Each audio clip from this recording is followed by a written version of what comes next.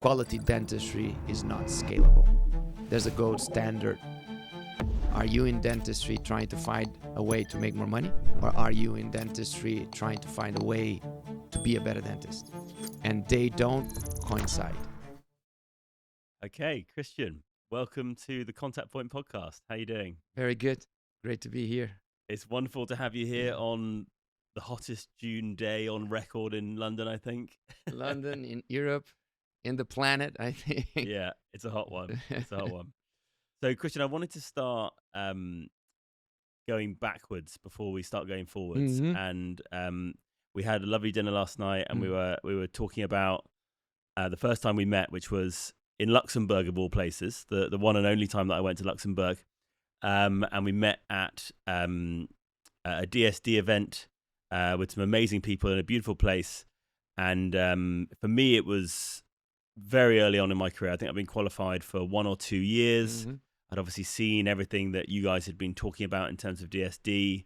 Obviously, at that point, very, very different world to where we are today. So I wanted to start off with your thoughts on how you think dentistry has changed in the last 13 years since then.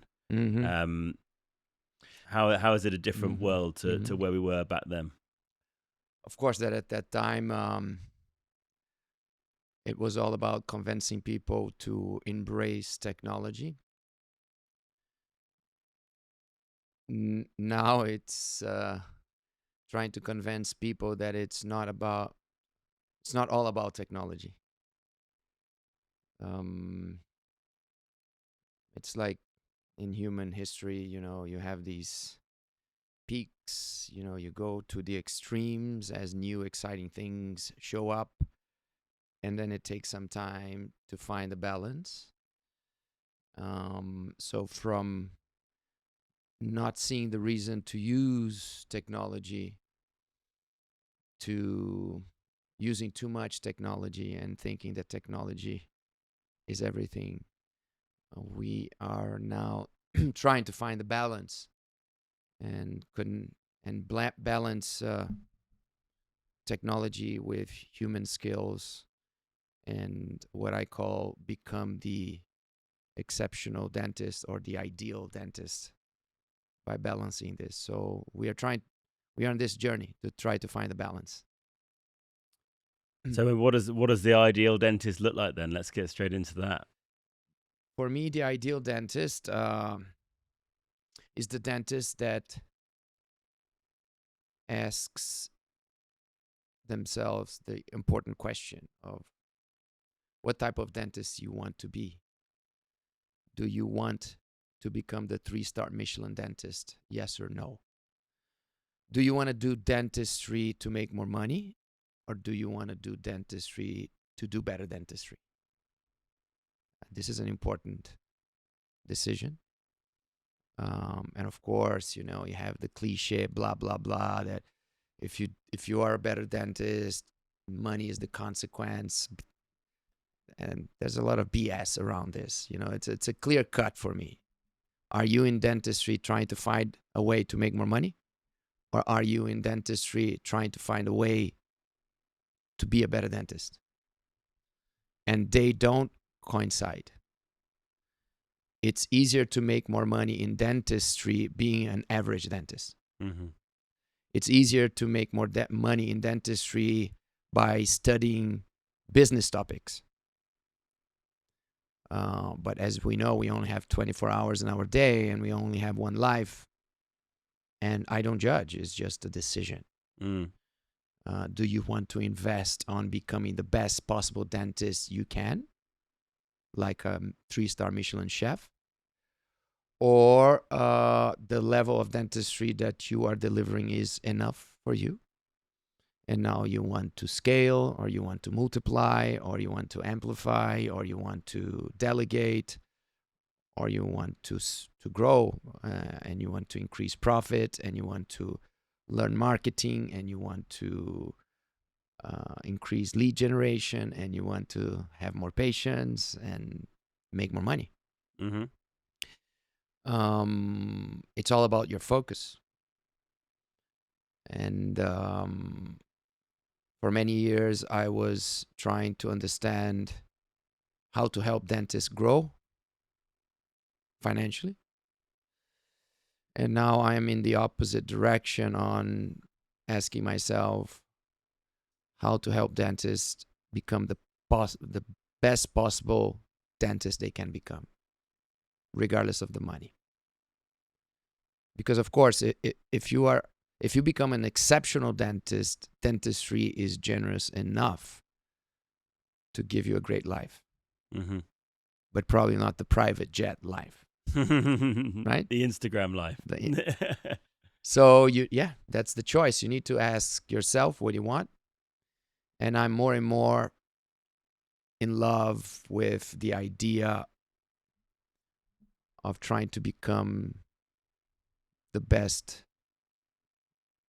healthcare provider that we can become. I've got so many different directions my mind's moving in. It's really interesting. I mean, I guess the question is, if we're going to double down on that 3 Michelin-starred chef analogy, the natural place that my mind goes, maybe because I imbibe too much business information, but it's to someone like a Ramsay, who obviously got to that level of pure excellence and then commercialized it. Yes. But obviously is now no longer delivering the care or the actual, he's not at the pass anymore. That's it. How does that fit into dentistry, do you think?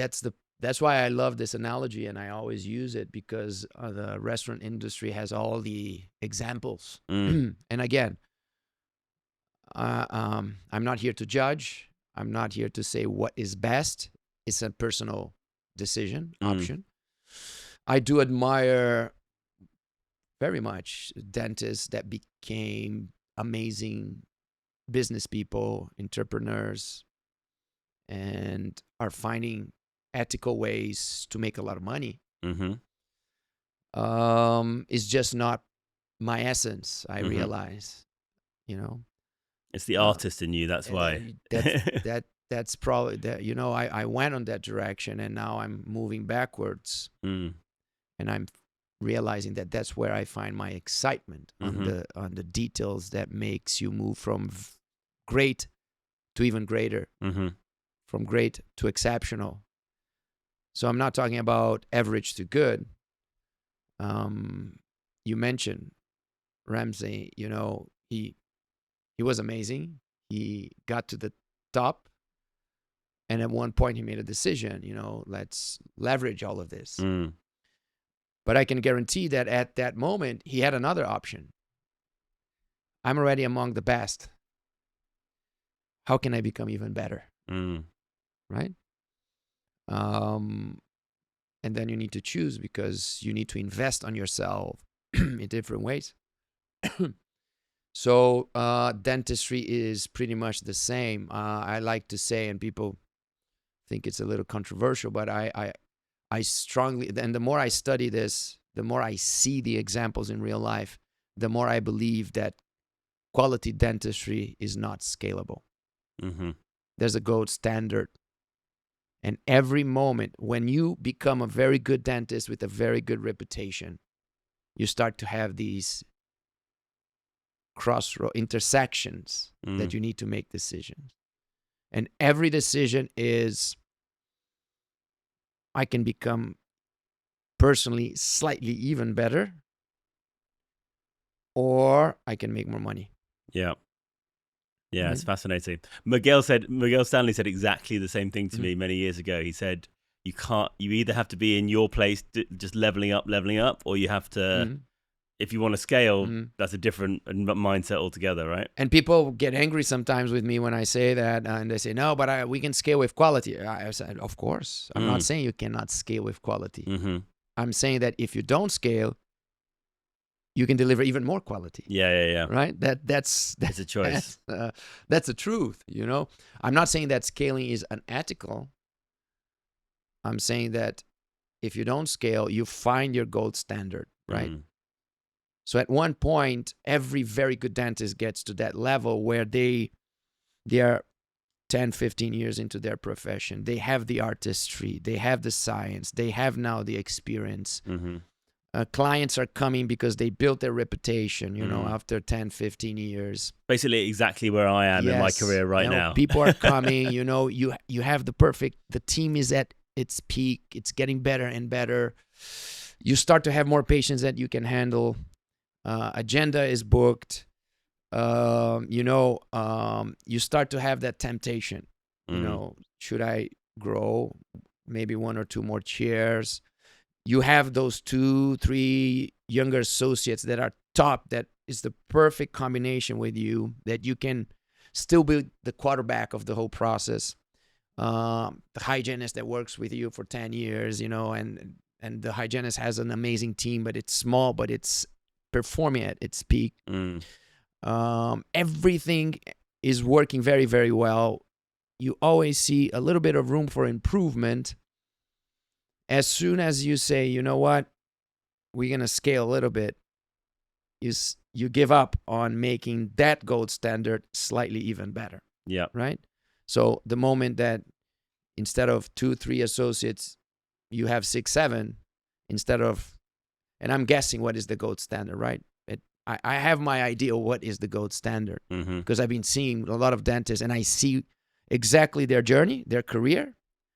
And the moment that they start making more money, but the quality doesn't follow levels anymore. off. It can still get better, but it could be even better. And I see that disconnection. More money, not necessarily more quality. More money means better marketing, means better sensation that there is better quality. More money, more marketing, more experience, more expertise on hospitality, and more sensation that the dentistry quality is also better, but it's not. From the patient's point of view. So the patient has the sensation, right? But actually, that dentist, and I know this as a technician, right? So I'm on the You see it from the other side. and I see the little details, Yeah. And I see the few dentists that were courageous enough to not fall into that temptation and say, I'm going to stay like this.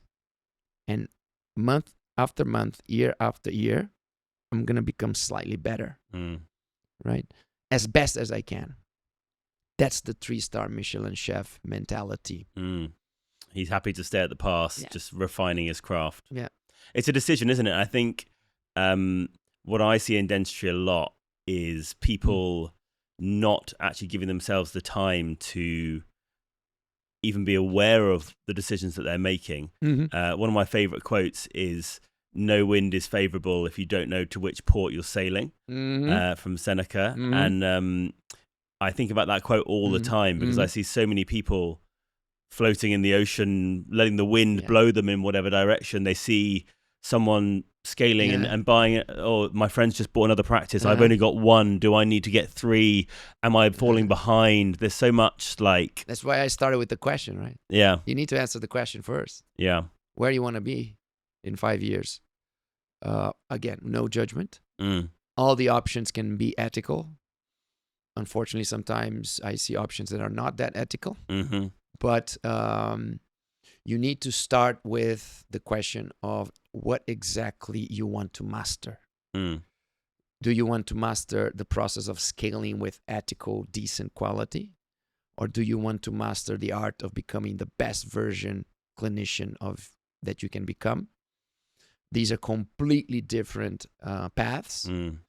And as a restorative dentist, there's so much to improve. Even if you think you are an amazing restorative dentist, I can tell you there's so much that we can still improve to become even better. Of course, that our society pushes us towards numbers and growth, and success has a definition that for me is not correct. That doesn't really stimulate, encourage excellence. Our definition of success of capitalist Western society doesn't encourage excellence. It encourages excellence on the business side. Well, that's the quantifiable metric, right? Yeah. It's very difficult to give yourself quantifiable metrics of success in incremental improvements in quality. You don't get the feedback. Do you know what I mean? You can't look at your bank account and see, oh, I feel good about myself. It's a humble personal journey. That's why. And as you say, the patient doesn't necessarily even see it. Many times the patient. But you always know you are on a 3-star Michelin restaurant, even if you're not a food expert. You go to Tokyo and you go to these, this unique sushi chef masters, and you know you are seeing mastery, and you know that master is not necessarily worried about growing profit. And it's just I had that opportunity when I went to Tokyo once, and they took me to a place like this. I was literally emotional with the experience.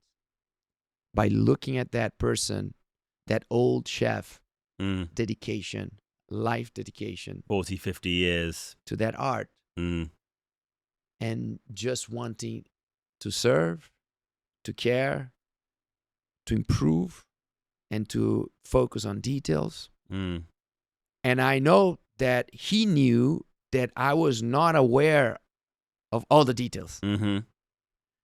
I was appreciating the consequences of those details. I was getting the benefits of it, but not necessarily understanding the amount of days and nights and hours and dedication. The specific knife that he's using, the specific angle that he's cutting it at. But you know it's in there. It's just, I think it's just being in the presence of an artist. I think artist is the word, right? Yeah. That's what it always comes back to. You don't need to be an expert in the field to understand the dedication, to have the level of expertise that it takes that length of time to get to. And I think for me, I'm the same as you. I always get goosebumps when I'm listening to a really experienced sommelier tell me about all the different notes that go into a specific wine. Or Megan took me recently to Floris, which is the oldest perfumier in London. It's from like the 1700s or something. And we did this thing where you can create your own perfumes or aftershaves or whatever, and you pick all the individual notes. And the lady, Anna, who talked us through it, she had such a deep understanding of exactly the location from which each note, each smell came from, sort of, and it just made it such a more rich experience. And I think you can find that in any part of life. And this example, this lady you're mentioning, at one point in her career, she probably got to that situation that I'm very good at what I do. People love what I do. I'm succeeding with what I do. Now I have this decision. Yeah. I can continue to be this artist and improve my own skills, or I can kind of dumb down the process and create a methodology, create a business out of it, and scale, right? This concept with cool, fancy marketing, pretending that it's still a boutique, unique, same me doing this artistry when it's not. And so that's exactly what we are talking. You have that decision moment. Yeah, I mean, it's actually another really great analogy, because I could tell that she only wanted one thing, and that was to create the best scent that was most appropriate for us. She wasn't trying to upsell me on the 3 scent bundle. But exactly. But if she's really good, what is going to happen? One day she's going to be doing this to somebody that is a very, very smart business person. And that person will look at her work and will ask her. It happened with me. We'll ask her, what is your business model? What is your exit strategy? Because you're special. what you're doing is very unique. Mm. But you can only do this for a few people per week, per month, per year. And you can only charge so much. Even if you become the most famous person in your area in the world, you can only charge so much. Mm-hmm. And that's the moment that the temptation comes. Right? Well, that's the Mexican fisherman story, Yeah. isn't it? It's the American businessman. You know this story? No? Oh, you don't know it? No. Oh, it's one of my favorite stories. So it's a fable, parable where I think I know, but it's worth repeating. there's the Mexican fisherman in Mexico just fishing away on the side of the bay, and the American businessman's there on holiday, and he comes down and he says to the Mexican fisherman, "Oh, look how many fish you're bringing! You're doing a really good job here. You should like build this up and scale it, and like you can get even more fish, and then maybe you can."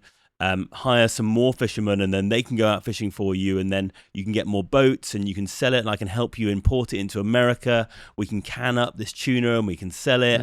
And the Mexican fisherman's like, why? And he's like, oh, so that like one day you can sell the business and then you can retire and then you can sit on the beach. Buy a house on the beach. You can sit on the beach and fish all day. And he's like, that's what I'm already doing. Exactly, yeah. No, that's a beautiful story. Yeah. That's exactly it. So how much do we need, right? Mm. And I just think more and more I'm appreciating the people that have this wisdom to make that decision and just stick with their art and just do enough. Yeah. And be satisfied with just doing the best they can and not compromising in the name of the scale. Numbers and scaling and etc. Running a healthcare business like a dental practice is not simple. Different income models, complex regulations, and real-world pressures all alongside the day-to-day reality of managing a growing business. And that's why Barclays supports healthcare professionals like dentists across the UK with a dedicated healthcare relationship management team and finance designed to help your business manage cash flow, invest, and most importantly, grow. I've banked with Barclays since I was a kid, so it's fantastic to have them supporting the pod and our profession. To find out more, search Barclays Business Healthcare online. Terms and conditions apply. All lending is subject to application, status, and eligibility. Now back to the show.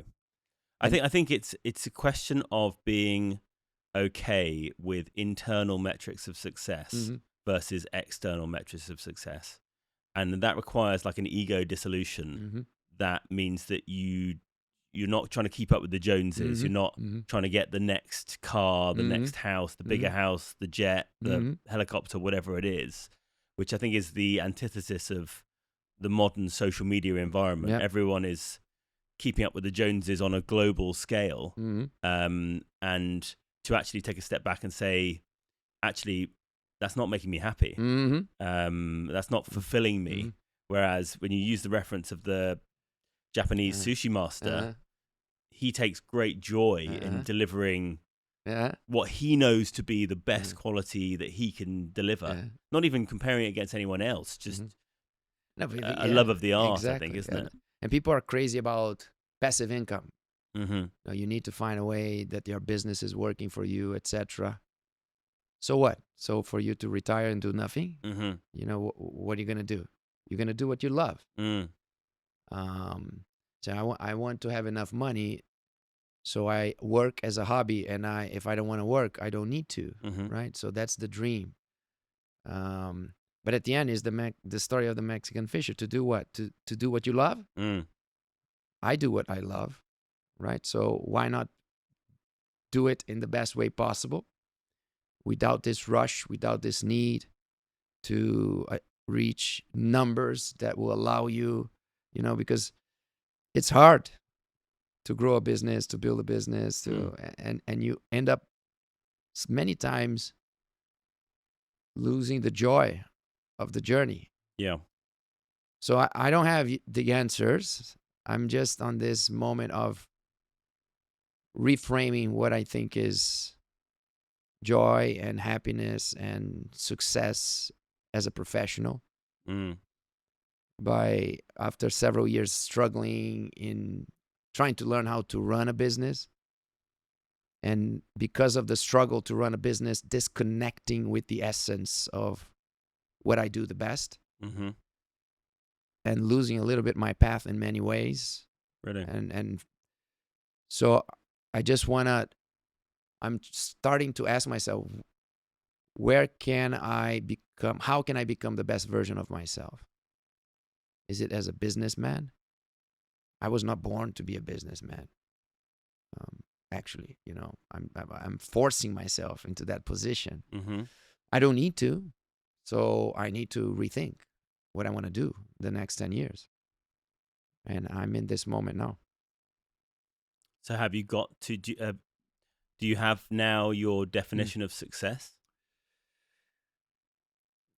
For me, and this is very personal, that's why I don't generalize and I don't judge. Mm-hmm. I don't judge.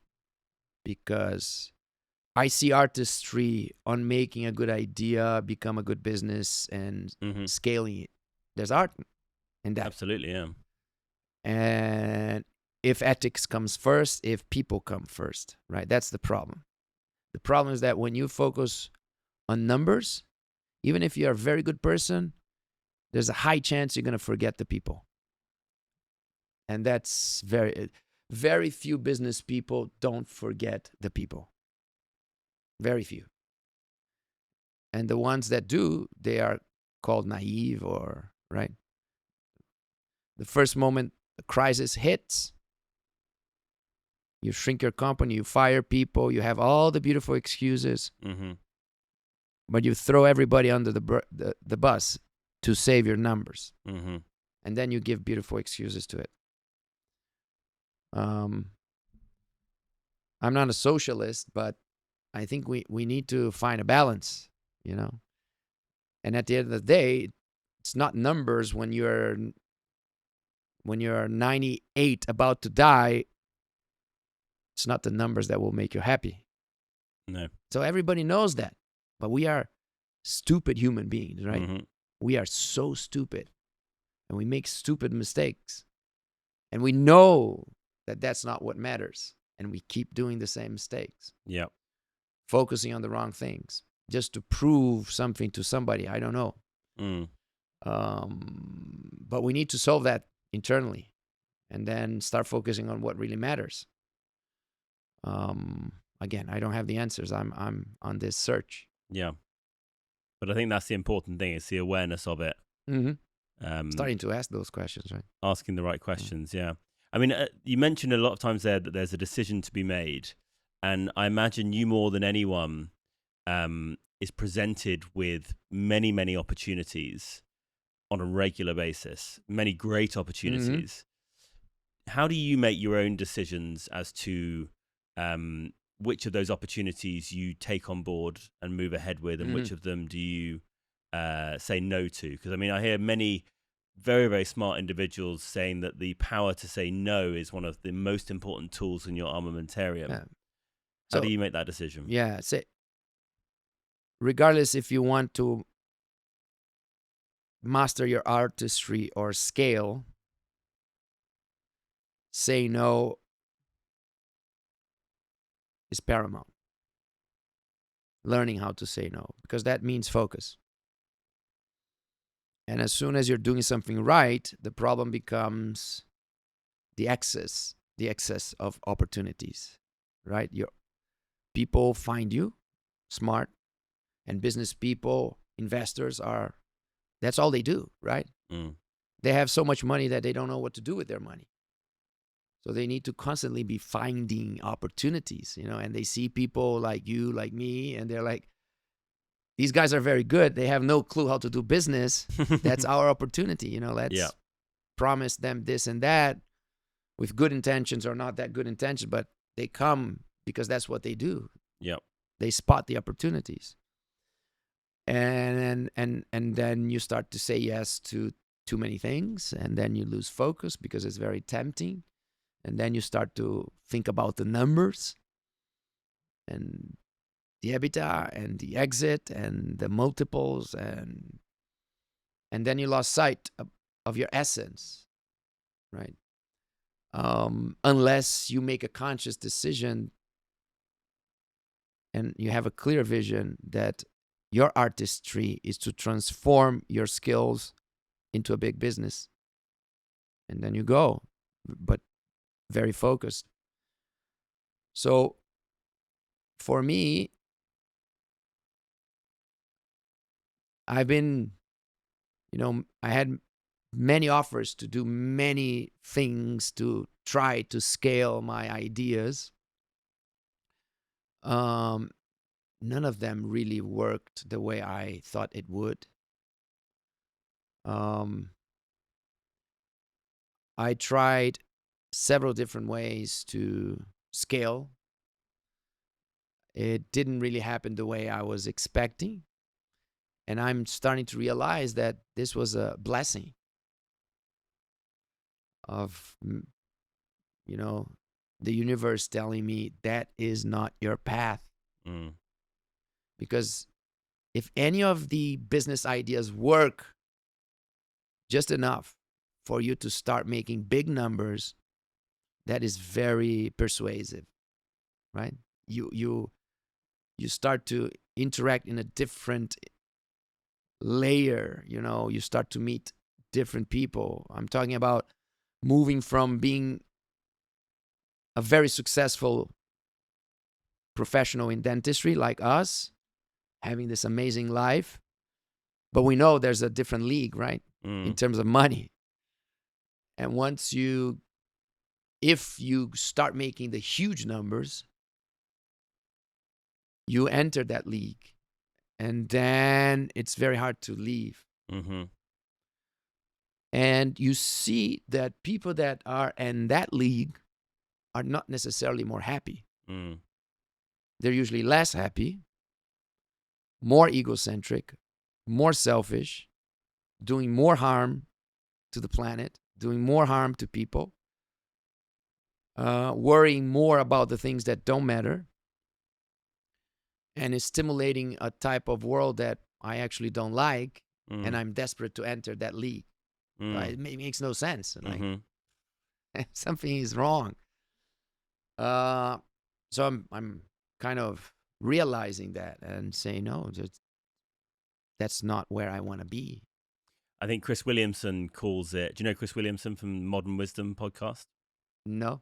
He's a British guy, lives in the States now, but he's got quite a popular podcast, and he calls it an unteachable lesson, which is a lesson that you have to go through to learn the lesson. Yes. No matter how many people tell you that money 100%. is not going to bring you more happiness, 100%. You, in your own mind, will say to yourself, yeah, but for me, it will do because of X, Y, and Z. And then you get there, and then you realize it, and you try and pass it on to the next person. Yeah, so it's and we want to prove something to somebody. That's probably one of the main reasons why we go down that path. We want to prove something to somebody. Because what we have today is already more than enough for us to be the best version of ourselves and as happy as we can be, as in peace, more than happiness, in peace. It's exactly the word I use as well. Right? Be in peace.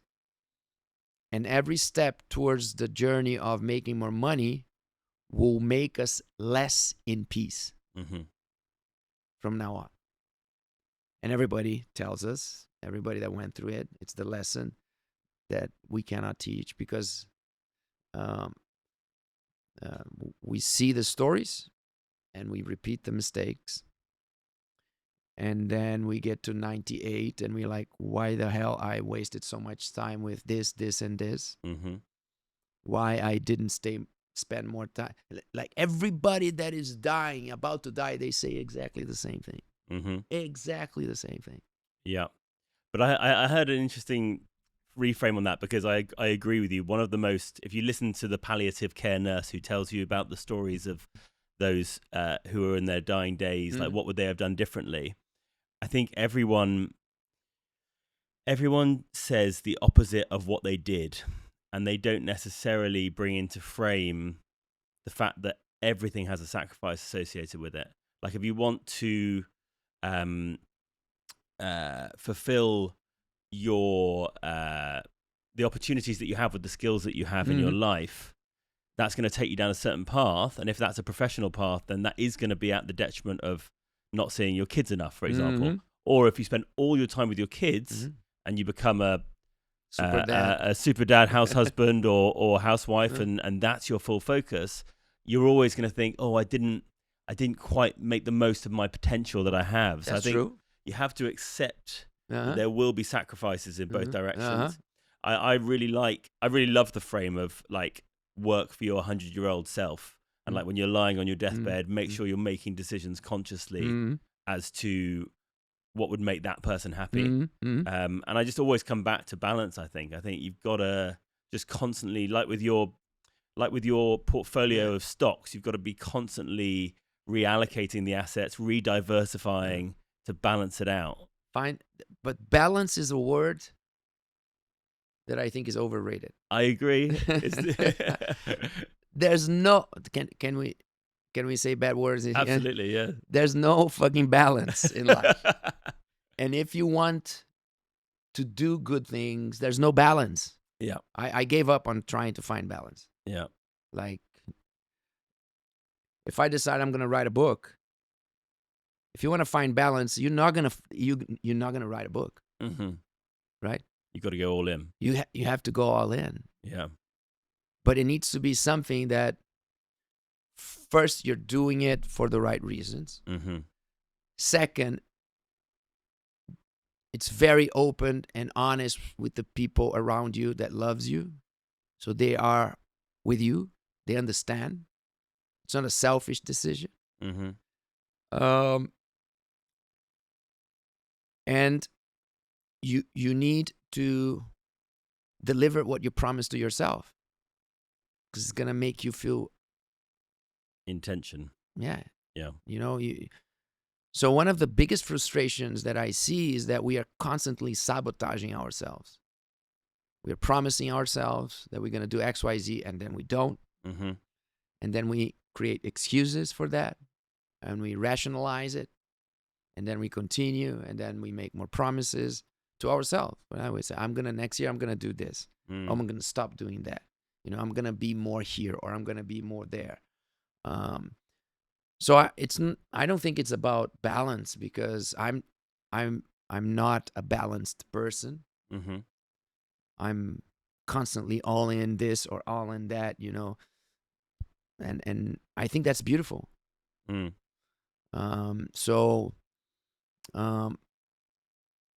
I think balance is important, but the definition of balance needs to change. It's a constantly moving and flowing balance. Sometimes you're all in something that you're really passionate about. Sometimes you're back with the children. Yeah. Is that fair? Or I think when you are doing something, you need to be 100% present. Yeah. That's more important than balance. Which is very difficult in the modern world with social media and the phone and everything exactly. You need to make non-selfish decisions with the people that you love, your close family. So it's like team effort. When I say I'm going to write a book, it's not me. It's the whole family is going to write this book. Family. I'm thinking about writing a book. That means that we're going to have to create a strategy that will allow me to write a book. My wife said, I'm thinking about going back to school and studying, going back to university at 40 years old. That's not her going back to university. It's the whole family that is making the decision together. Right? And she's like, wow, I feel guilty because I'm not actually generating revenue with my work. I'm back in school, and I'm not as enough with the kids as I used. And I tell her, look, this is a team effort, right? It's an amazing project. It's a family project. And even though the kids are small, they will understand, and they will feel proud of it. And when they're 20, 30, they're going to talk about it. We all helped mom. We were part of the project. Look what she did, Yeah. So it's not her going back to school, it's the family going back to school. Yeah. And so that means that balance means making non-selfish decisions. And even if you have to go full power into one and giving up on other things, because you're always giving up, if everybody around you is on board, you find this new balance for a few years, right? And then you redesign what balance means. Yeah. You know, I'm traveling more than ever to lecture, but I feel more balanced than ever because for the first time, my relationship with my wife is more honest about it. We are more open. We became a better team. And we are on the same page of why I'm doing this. And when I'm at home, I'm much more with the kids. But when I'm traveling, everybody understands why. So what I called lack of balance 10 years ago now became balance. Yeah, so it's the definition of balance that's the key, right? And it's your own definition. It's not a utopia. It's a team decision. It's not a utopia that you achieve when you finally reach work-life balance and you have it perfect forever. It doesn't exist. No, balance is like 6 hours of work every day and then staying with the kids this amount of time. Usually you don't get things done. I love people that get things done. That's another. I said that I more and more admiring the people that have the courage to say no to the numbers and focus on their artistry. I'm just in love with these people. And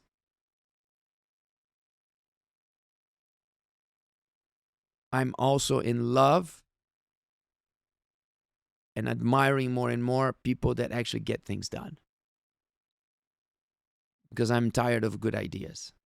Yeah, I completely agree. Oh my God, I'm so tired of my own good ideas. Everybody's good idea. Everybody has a great idea. Now, well, with Claude and with AI, you've got an idea-making machine there for you. So that's not spitting out ideas every day. That is not the difference anymore. Yeah. AI is telling us, you guys think you have good ideas? Watch this. It's a joke, right? So now I love people that are like, even more people that take a average idea and implement it and make it work. Like, Christian, you had this idea. The idea was okay, but here, it's done. Yeah. It's working. It's actually executed and functioning. It's not like almost there. No, it's not perfect, but it's functioning. People are using it. People are benefiting from it, right? It's implemented. Yeah. Implementation, execution, it's an underrated skill. 100%. I mean, that's why I'm so proud of what we've achieved with Parlor, because it's like, how many dentists over the decades have spoken about launching a toothpaste brand?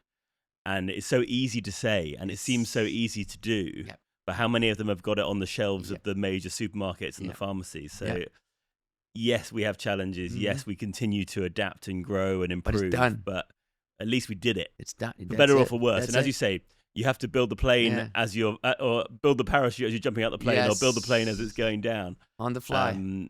But at least you're in the game and you're in the arena, 100%. Right? 100%. And we were saying last night about how the various very savvy business individuals that we've met across our careers, there is one common theme amongst all of them, which is they are rapid. They're in your inbox. They will message at whatever hour. They just want to get the job done and then continue to grow and progress. And I think I think for me, certainly I was chatting with my business coach about this last week. I'm the sort of person that overthinks everything. And that's a blessing and a curse, because obviously you worry about everything, but also you see into the future a little bit. But I always force myself to still execute. Even if I'm really worried about it, I still just jump out the plane anyway, and then just deal with the consequences afterwards. And sometimes that's emotionally challenging for me. But it's the only way I know how to be, because I have to just follow my curiosities, follow my passions, and maximize my potential is the thing that I always come back to. No, executing, building something that is already implemented and working is, for me, the most important skill nowadays. Because theory, it's all over, information is all over, ideas all over, but actually creating something out of it, and then going through the process of working with people, finding the resources, working with the limitations, being okay with not being perfect, and just finishing the project. It's done, right?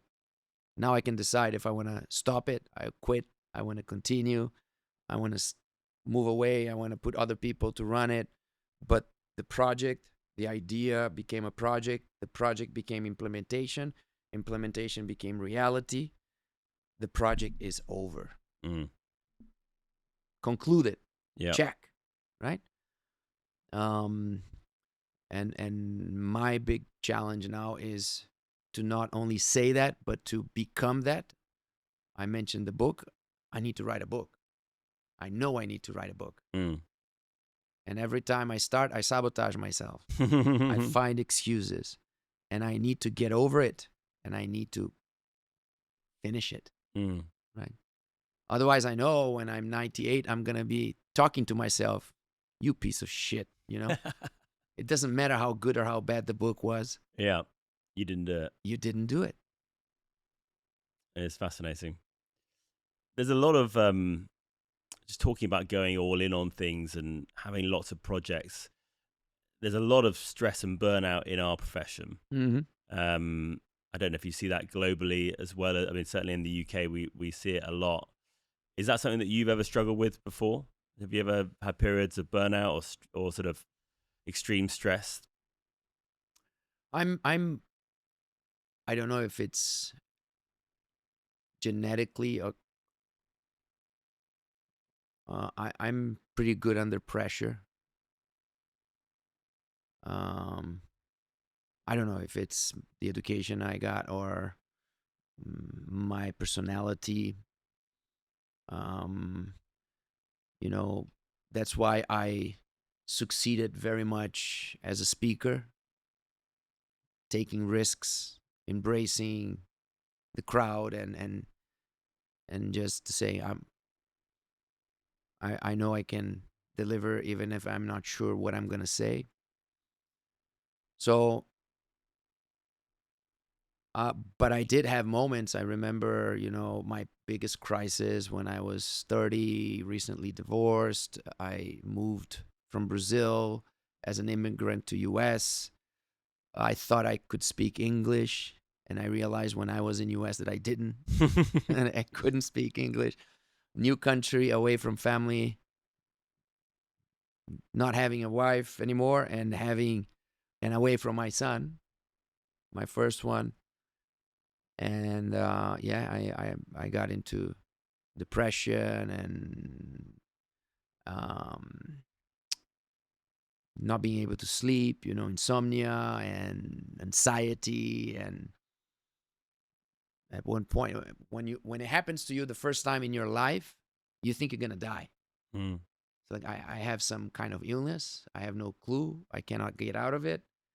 And I don't know. I think the hair was falling like this. I couldn't function physically.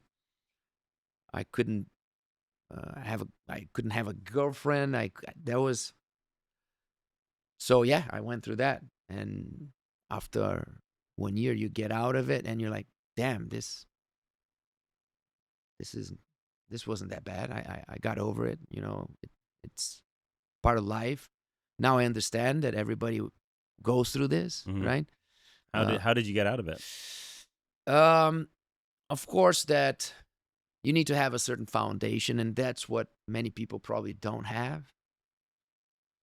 The belief in yourself, and that comes from your childhood. It comes from education. It comes from family. It comes from schools that, you know, a different type of education that it stimulates your creativity and your belief in humanity. Believe in the good, because it's not performance or numbers or professional success that will take you out of this situation, right? Mm. It's something much deeper. When you're like, I think life is not making sense, or I think I'm dying, at 31, and then you sit down with yourself at the bottom of the moment, like the deepest, darkest moment, and you're sitting with yourself, and you're like, life is good. People are good. World is good. I don't want to leave this place, Mm. And you find that inside of you, and you're like, I don't know how, but day after day, it makes sense to get over this. It needs to make sense. I want to get over this. Mm. And no pressure. Don't be too hard on yourself, And so I found something inside of me. And I think that's the only way, Mm. And of course, I know family is there. I know friends are there. But at the end of the day, something on your childhood creates that foundation.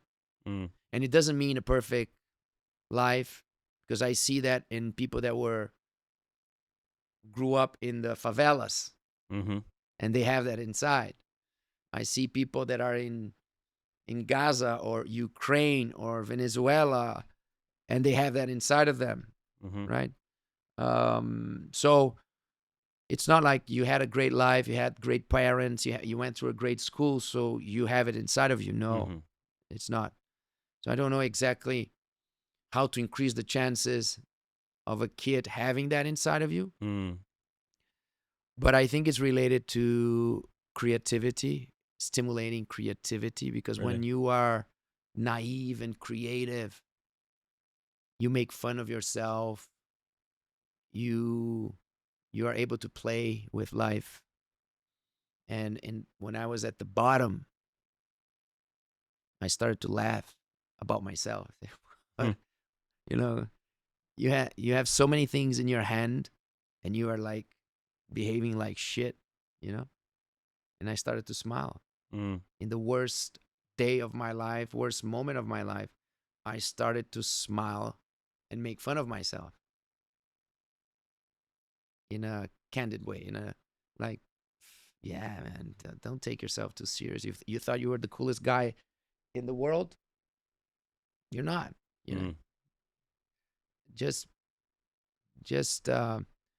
be okay with that, and don't take yourself too seriously. The moment you don't take yourself too seriously, you take kindness seriously, but you don't take what we call problems Mm. too seriously. Your depression is like, where? Why? Like things, just dissipate the smoke, and suddenly you're lighter, Mm. and you stand up. You're like, yes, let's keep going and smiling. And if I have a problem tomorrow, I'm gonna smile at it and say, okay, let's get over it. And do you think that period of sort of, as you describe it, the sort of bottom point of your life has led to you living the 20 odd years since then in a different manner, with a Living, different lightness in the last 20 years since that moment? Do you think it changed how you view life? oh yes, yeah, the main lesson for me was that don't take yourself too seriously. So it means when you think that you're a piece of shit, don't take yourself too seriously. When you think you are the best in the world, don't take yourself too seriously. So that eliminates the extremes. Mm. And that's when you find you're more in peace. Mm-hmm. I'm not this, but I'm not this. Mm-hmm. I'm just a good person trying to do my best. So don't take your ideas too seriously. Don't take your success too seriously. Don't take criticism too seriously. Don't take compliments too seriously. Mm. And you become more in peace. That's why when you talk to very wise people and you say how amazing they are, their reaction is very subtle. And you're like, why? I'm just saying you're the best in the world. And you see how serene the person is. Mm.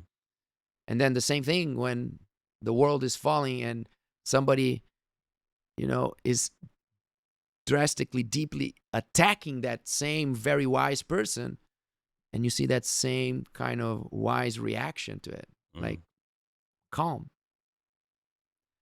So, not taking things too seriously, the mundane things too seriously, and only take seriously the things that really matter, and that is generosity, basically. Being generous. That's the only thing that you need to take seriously. And by taking generosity seriously, it only brings good feelings to you. Mm-hmm. The problem is that we forget that. And then we start giving too much importance to everything else. And then we start not to be generous with others and with ourselves. And of course, we're going to suffer. Yeah. And then our brain tries to find excuses why we behave like that. So the moment you have that connection, you accept that, you become a more stable person, more in peace. Yeah, I think peace and stability is what we should all be striving for. Less on the extremes of the emotional spectrum. Yeah.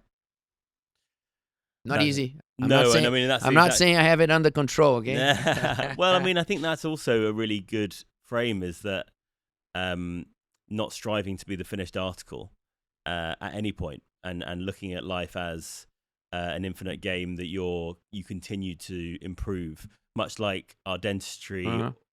As with us as a human being, we're constantly looking to get a little bit better every single day, as opposed to making it to some imaginary final point that doesn't really exist. So I want to bring us back in, Christian, to something you mentioned earlier on when I asked you about the last 13 years. You said at that point we were trying to persuade people to start utilizing technology more. And certainly at that point, I mean, I was using a CEREC Omnicam, but scanners were very nascent in their implementation across the profession. Chairside manufacturer of restorations, although CEREC had been around for many years, still hadn't really made it into the mainstream. Arguably, probably still hasn't quite yet, but we'll come on to that later on.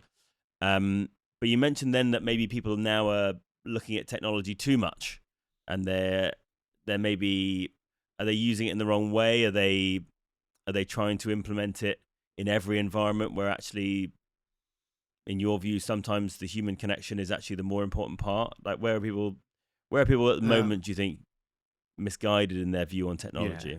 So there are two problems with technology. First is that we are using technology. We are not using technology where we need the most help. That's problem number one. And problem number two, we are camouflaging our deficiencies, our human deficiencies, with technology. And we are creating marketing stories based on technology and not highlighting what really makes the difference. So, problem number one, we are not leveraging technology where we need the most help. Basically, you can divide dentistry, very simple, into a few moments, right? First moment is that to be able to treat somebody, first we need to attract that somebody. Otherwise, you don't do the dentistry. After somebody comes to you, you need to understand the person. You need to understand the problem. You need to collect information. clinical, emotional, technical. So somebody comes to you, then you understand the person, then you need to know what to do with the information that you just found out. Basically, create a plan. Then you need to convince the person about your idea. And then you need to execute the plan. And then you need to maintain that situation, right? So this is dentistry. That's what we do, consciously or unconsciously, every single day, intentionally or unintentionally. We are attracting people to us. We are trying to do a clinical examination and see what's going on. We are processing what we are seeing and building a plan. We are convincing the patient that our plan is the best for them. And then we are, if the patient allows, we are executing on the plan. And then after that plan is done, we are trying to maintain that relationship, maintain that healthy situation as long as we can. And then we repeat over and over and over again, right? The problem is that dentistry is completely biased towards executing, right? Executing here, step number 5. And then in the last 20 years, dentistry got obsessed with marketing. 1. So 1 and 5. And in my understanding, these are the 2 moments that we shouldn't be focusing that much, and we shouldn't be. That's not where technology will really transform our dentistry. Why? Because execution, we've been executing amazing dentistry without technology for decades anyway. So I do believe technology can allow us to do a little bit better. But that's not where we struggle. I did dentistry without technology. The best dentistry I ever did in my life was without technology. So we are biased towards performing, towards execution. Education is focused on execution, how to do things, how to execute a technique, a procedure, how to handle an instrument, how to use technology to perform. And that's not where we make most of our mistakes. We make mistakes much more related to diagnostics, treatment planning, and patient communication. That's where most of our stress comes from. Our missed opportunities. Our dentistry quality is defined by the quality of our plan, not the quality of our execution. That's why an architect makes more money than the engineer that will execute the plan. You know how much you told me about the remodeling. By the way, amazing, beautiful house here. You probably had an architect that I can see was very, very good architect. And then you had somebody responsible to execute that. And we know who makes more money. Yep. We know who defined the success of this project. It was not the builder. Was the plan, was the designer, the planner, the visionary person. So because dentistry is biased towards execution, every single company is biased towards execution. So every single technology that was developed so far in dentistry was focused on execution, not on diagnosis, planning, communication, exploration. And after 30 years of digital dentistry, we see only now companies starting to wake up.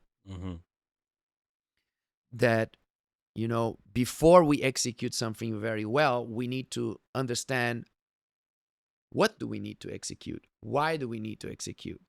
What are the reasons why we need to do X and not Y, right? And that was always my passion since the beginning of DSD, exploration. I call it the exploration phase. You're my patient. You just came to me for the first time ever. And I don't have a clue who you are. And I'm going to open your mouth and I'm going to be biased. And I'm going to be superficial. And I'm going to want to jump into execution. And that's the missed opportunity. Mm. So dentistry needs to work back, and we need to leverage technology where we need the most help. And that's where the revolution is. Using technology to explore better what is wrong with the patient, what is right with the patient, what are the options, what are the possible specialties that we need to activate to help this human being, in what order, in what sequence, what timing, building, diagnosing, developing the prognosis, exploring the chances and probabilities and risk assessments and pros and cons and possibilities and simulations and interconnected possibilities of different procedures, and making all the mistakes on the computer before we touch the mouth. Mm-hmm. And then onboarding the patient to the story. As I say, diagnose, plan, and present. That's where the magic is. That's where the revolution of modern dentistry happens. We need to become amazing diagnosticians that we are not. Dentistry needs to wake up for the fact that we are very bad diagnosticians because we were not educated for that. We were not taught. Dental schools not focused on that. And the very good ones, the ones that are good at, they are good at the traditional oral biology, oral function, oral structure, and oral aesthetics. Mm-hmm. How shallow is that? Since the mouth is connected to a whole damn body. Mm. And people have a hard time admitting that we are superficial, that we are biased, that we are inconsistent when it comes to diagnosis and exploration of the whole body-mouth connection, oral systemic link, health. I mean, even higher up than that, we diagnose in dentistry bucketed into different specialties.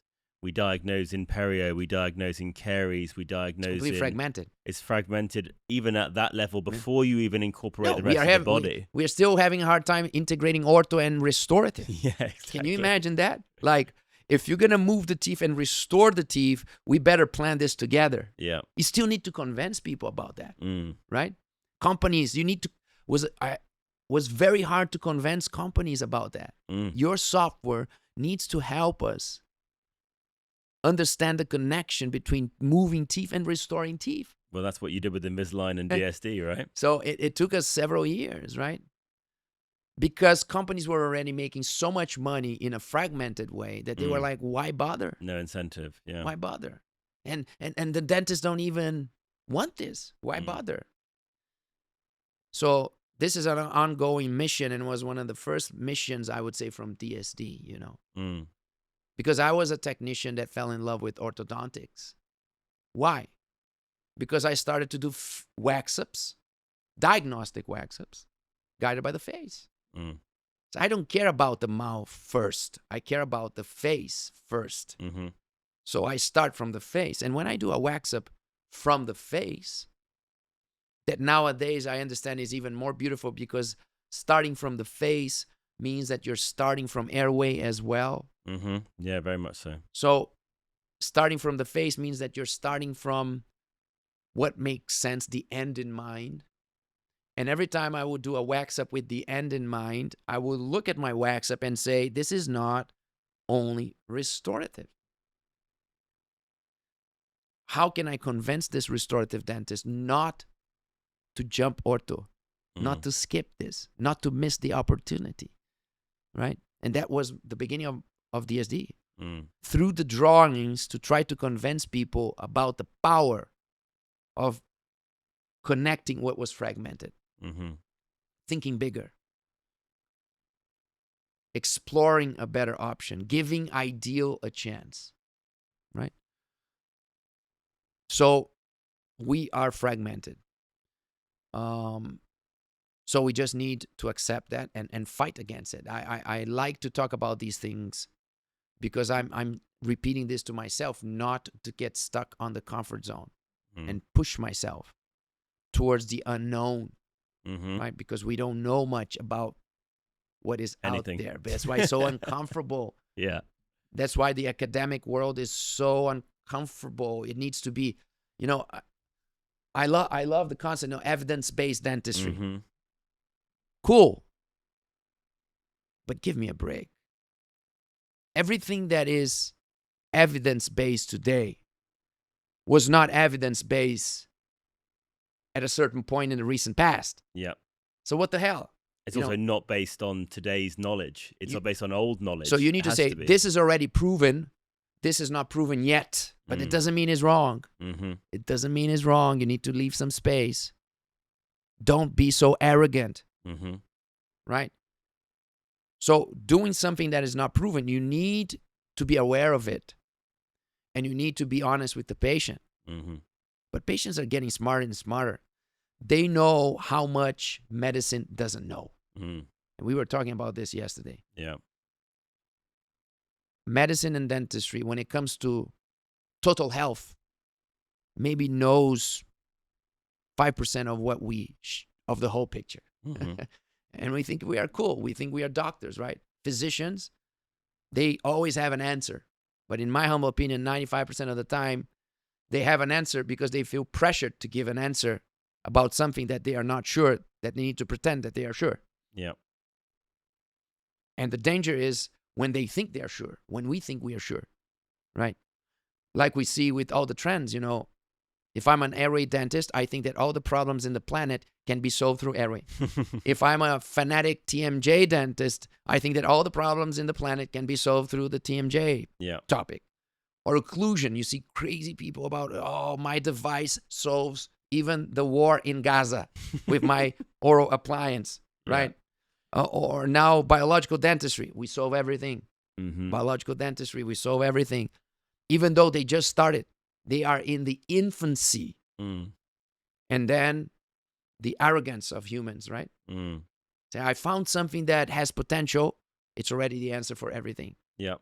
And that works against the trend, because then academic world is like, you're a charlatan. You're promising things that you cannot promise. So the academic world is partially right. Yep.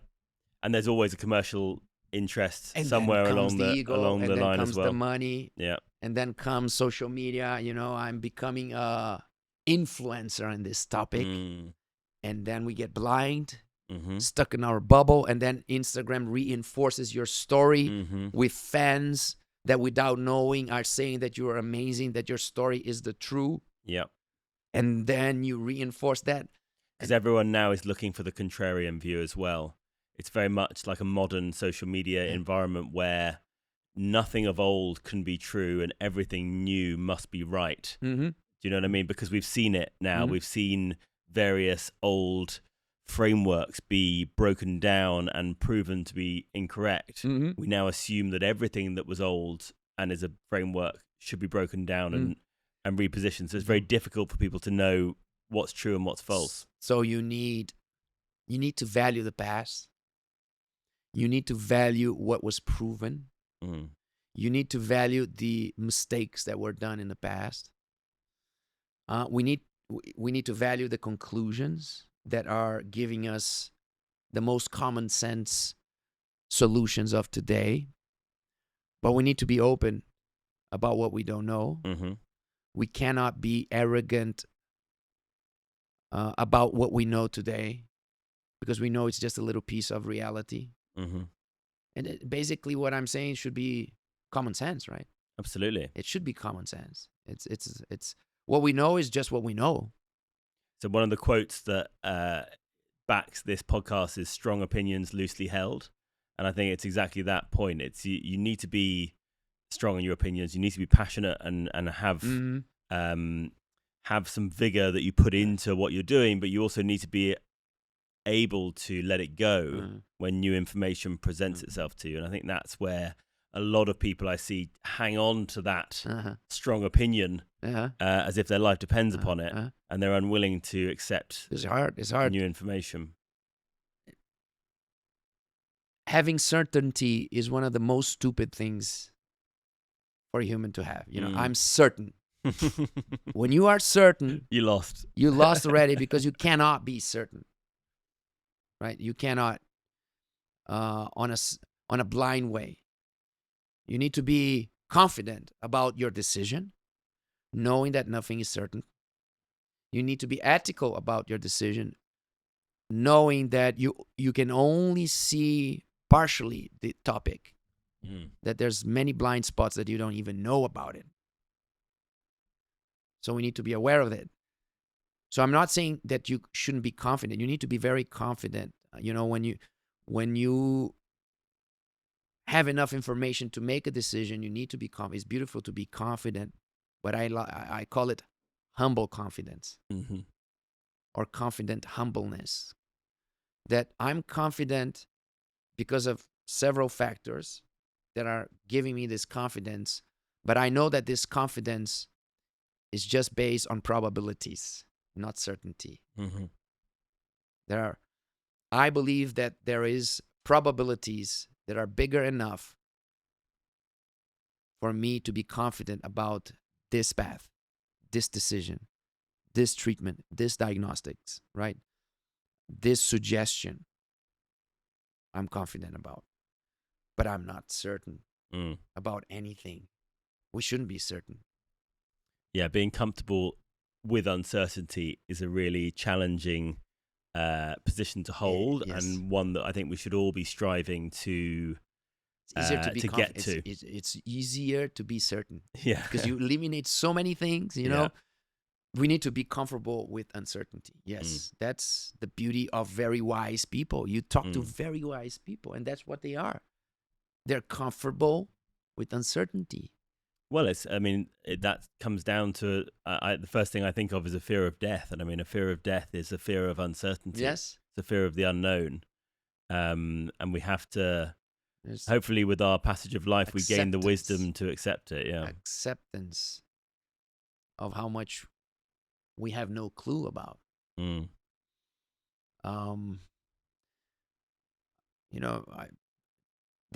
I love talking to people that have that humble confidence and calm serenity when facing uncertainties, and they're just okay with it, right? So as doctors, we don't have to be certain. We cannot feel that we need to give an answer to everything. And we need to admit that most of the questions, we don't know exactly the answer. And when we have an answer, is based on the things that we know that are just a piece of the total. And I think it's just beautiful to admit that in front of the patient. Yeah. Because smart patients will deeply appreciate that. They will feel more secure. You're going to gain their trust. And any patients that expect 100% certainty from you are the ones that you should probably have some red flags around anyway.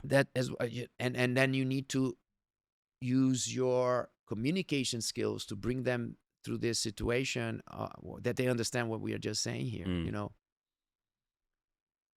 I'm not certain,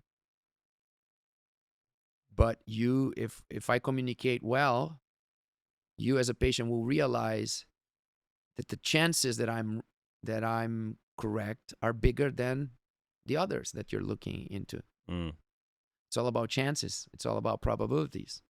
Yeah. And I don't think trust comes from certainty.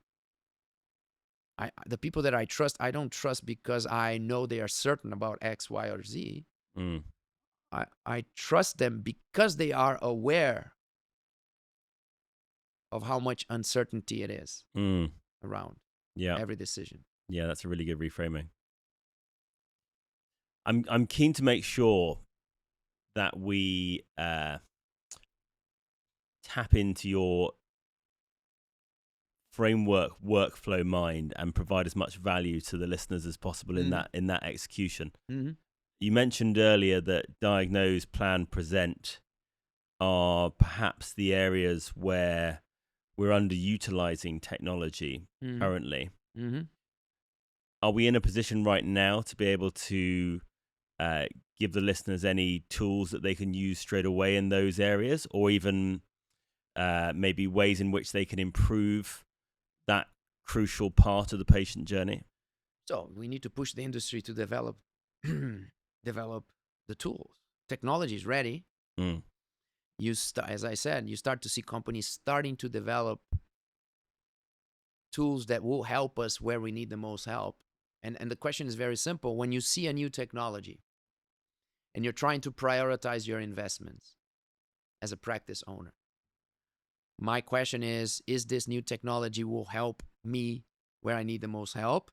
And in my opinion can this technology help me to diagnose, plan, and present? Period. As simple as that. So when a company comes with something new, you ask the company person, it's like, how can this help me diagnose my patient, understand the problems of my patient? Because that's the most difficult part, right? I have my traditional clinical examinations. I take my x-rays. I'm starting to use blood tests, maybe saliva testing. Now I do CBCT sometimes. I have jaw tracking to see, the movements, and TMJ, and digital perio charting, and AI helping me to see maybe or confirm things that I'm suspicious about. How can this new technology that you're presenting to me help me even more understanding what is going on with my patient? Yeah, I think the diagnosis part of Diagnose, Plan, Present is probably where the technology is most advanced currently. Obviously, we've got multiple companies providing AI-assisted radiographical diagnosis. We've got, as you mentioned, we've got the salivary testing companies now coming in, providing us with additional information around the oral microbiome. 100%. People like Oralis. I've got Victoria coming in next week for a pod on that. What's the brand called? Dentognostics. Dentognostics. That's it. They've got systems. I've got a blood testing machine in my practice that gives point of care, vitamin D, HB1AC. I guess it's connecting all of those pieces together that becomes the challenge. We're getting tools. We're getting more and more tools. The topic of body-mouth connection finally became a topic. People are like, okay, so the mouth is connected to the body. Breaking news. Maybe what we do in the mouth has a consequence in the body, and maybe what is happening in the body has something that we can see in the mouth. Finally, right? But still, it's just the infancy of this exploration, right?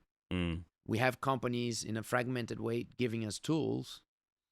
AI is pretty much focused on imaging, reading images, right?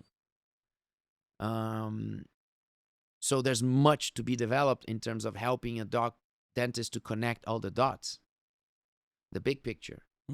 So I did a clinical examination. I made my list of findings. I have a CBCT. I have saliva. I have blood. I have AI imaging.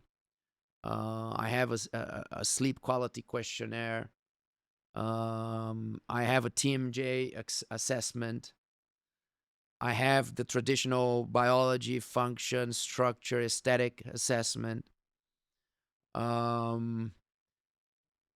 General systemic health information.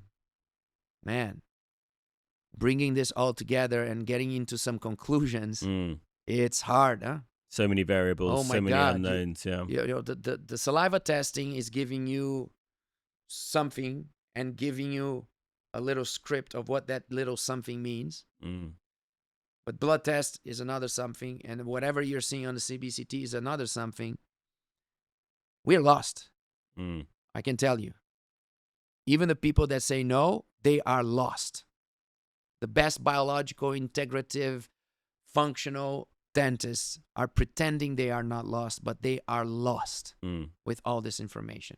Yeah, they're making the best decisions they can with They the can't. information they have. But to say that I have everything under control, Mm. it's a lie, Mm. right? Because we just started to talk about all these things yesterday, right? And everybody says something different. Mm. Oh, if you see this, you need to do that. If you see that, you need to do this. And then the problem is that we pick one thing that we like. Of all these diagnostic worlds that I just mentioned, Mm-hmm. we pick something that we like and we deep dive in that, and then we kind of forget the rest. Do you not think that's kind of the way we've been trained / the narrative that is in our profession, that like I like being what I would define as a super GDP. I like to have a breadth of knowledge, but do you potentially by doing that and by trying to stay broad, Mm-hmm. become a jack of all trades, master of none? Whereas the counter to that is what you're describing, which is I'm an airway dentist and all I look at is airway, which is the wrong way to do it, right? We should be looking at the whole picture. So So that's the problem. who's the right person to do that? We super value the super specialist and we undervalue the super generalist. Mm. Dentistry is desperately needing super generalists. Mm. Healthcare, like the old school family physician 100 years ago, was doing a better job understanding the human being than the super specialist with all the technology today. For me, that is very clear. And if you go back 3,000 years, ancient Chinese medicine, they were doing a better job Interesting. than 99% of the best physicians in the best hospital in the best countries in the world. In what way? Because they were not biased towards one thing. They were, first, connecting to the human. Second, they were following that human since baby to, no, I've been your doctor for 40 years. Mm-hmm. Because that's the way it used to be. So the original bespoke medicine, in essence, based on the individual, not the mass. And I have things that I don't even know how to explain about how I understand who you are as a patient. I saw you. I was there when you were born. You grew up. You're an adult now, and I know you. There's no way we can beat that, right? There's things that's hard to explain. Then the way in the old days they had this broad perspective. There was no specialty. The specialty was health. I'm gonna help you. I'm gonna try to help you be healthy. That's it. Then nowadays we are super specialists. That means that we are very good treating extreme situations. That's where medicine really thrives and where we shine in dentistry as well. You got into a car accident. You lost teeth, bone, everything. Dentistry shines there. We can reconstruct. We can solve emergency problems, extreme problems, right? Medicine and dentistry are very good at that. It's because it doesn't require really a diagnosis. No, the problem is clear. It's back to point 5. It's execution. It's execution. It's exactly. performance. It's technique. We can do that. We can do that. But when we talk about prevention, when we talk about longevity, when we talk about chronic disease, when we talk about issues that are not clear, issues that are just there slightly bothering that human being, issues that will take 10, 15 years of your life at the end of your life, little by little, things that will harm the quality of living on the last 10 years of your life, right? These things, we are not good. Yeah, it's the sort of 10% bone loss every 10 years that we and the just let it creep up on us. Connections into the whole. So that's the. So for me, you have dentists doing simple dentistry that they, the GP, the general practitioner, is doing simple things, and the super specialist is doing the complicated things. That's why we overvalue the super specialist. But for me, above the super specialist is the super generalist. So you have generalist, specialist, and the super generalist, the super diagnostician, the big picture doctor. That's the term, isn't it? Diagnostician. The big picture doctor, right? The one that knows a little bit about everything, the one that follows the patient long term, the one that is not biased, the one that can be a super specialist in one of the topics. But every time this doctor is seeing a new patient, he's taking his super specialist hat off and putting his super generalist, his super diagnostician hat on, and unbiasedly doing a comprehensive exploration, a big picture exploration. And then the super generalist is the one that needs to activate the super specialist. The super specialists need a quarterback, a leader, the super diagnostician. And that is what is missing in medicine and in dentistry. So how does one get themselves to become a super diagnostician? First, you need to love this topic. If you're listening to us, you need to be listening, getting goosebumps about it. Like, damn, that's my art. That's what I want to do. And the market is begging for it. And smart patients love it. The good patients, they love this. If you put a patient in front of me and you give me 5 minutes to explain this, there's absolutely no patient in the world that will not agree with it and not want it. I'm desperately trying to find these dentists, right? So first thing, you need to love it because it's a mission.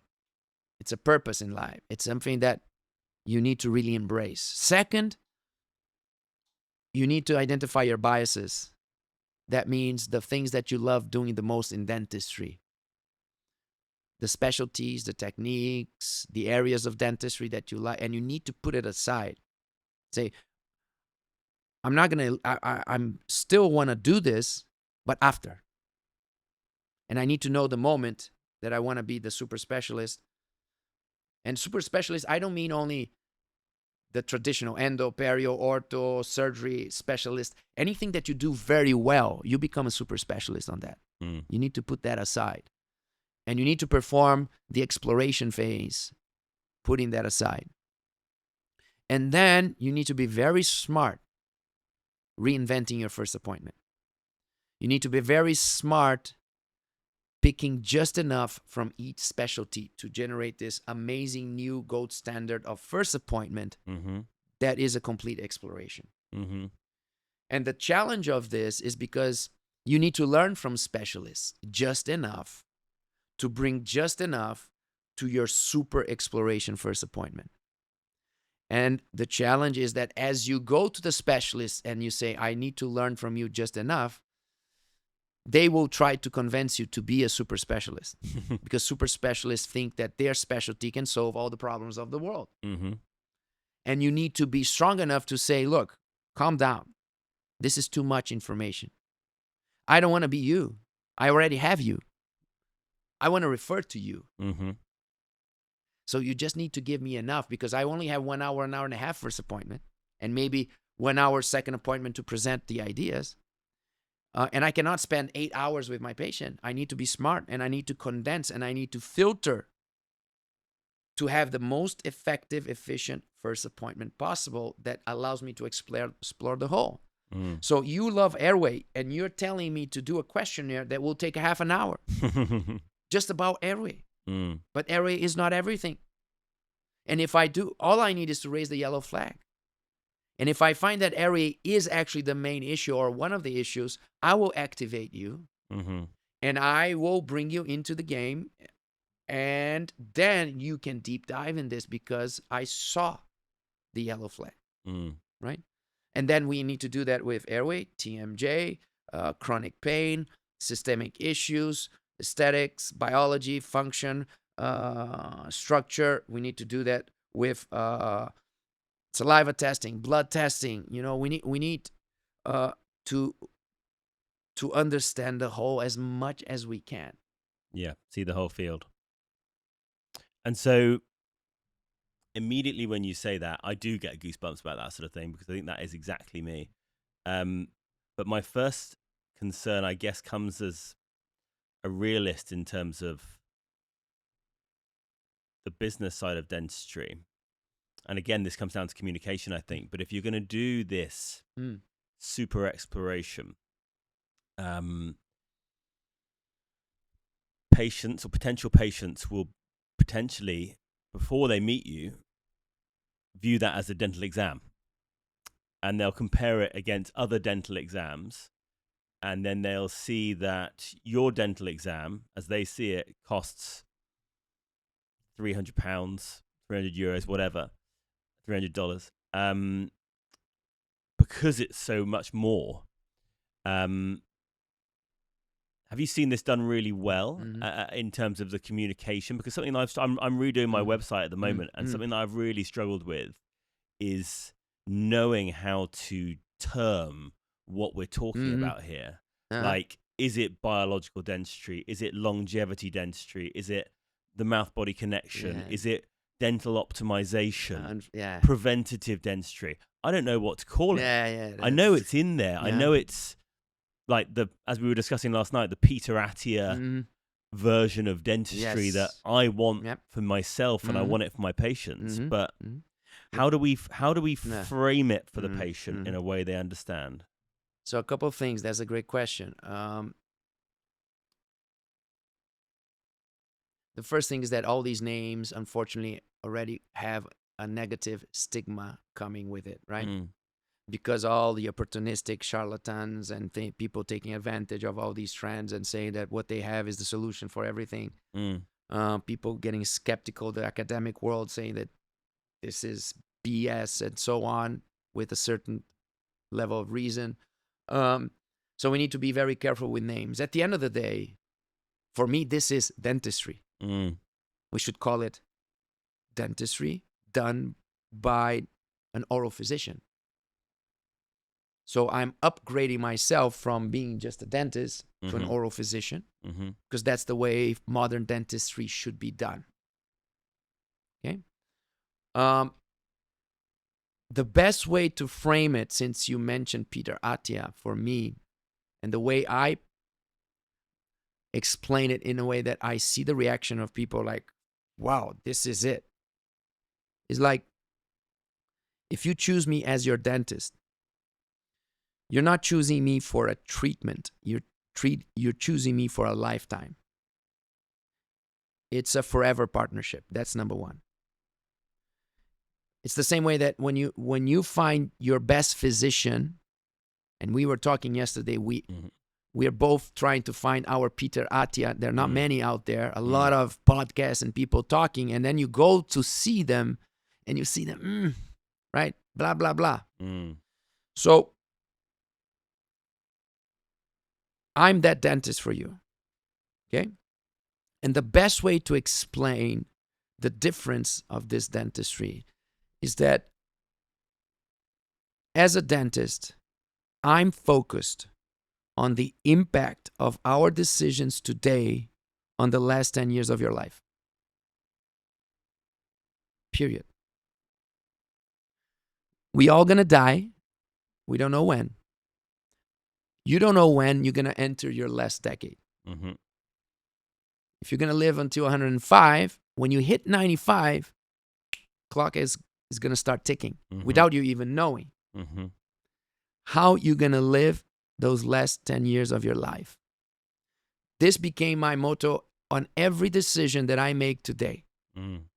Professional, psychological, physical decisions that I make today. That for me was the biggest lesson, aha moment.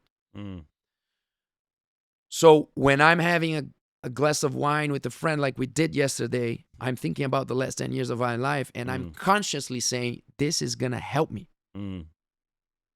This was a great evening, and I'm embracing that glass of wine. And the whiskey. And the whiskey. And the limoncello. Okay? And dentistry has a huge impact. Huge, but just insanely huge impact on the quality of living of your last 10 years of your life. Yeah, 100%. Like huge.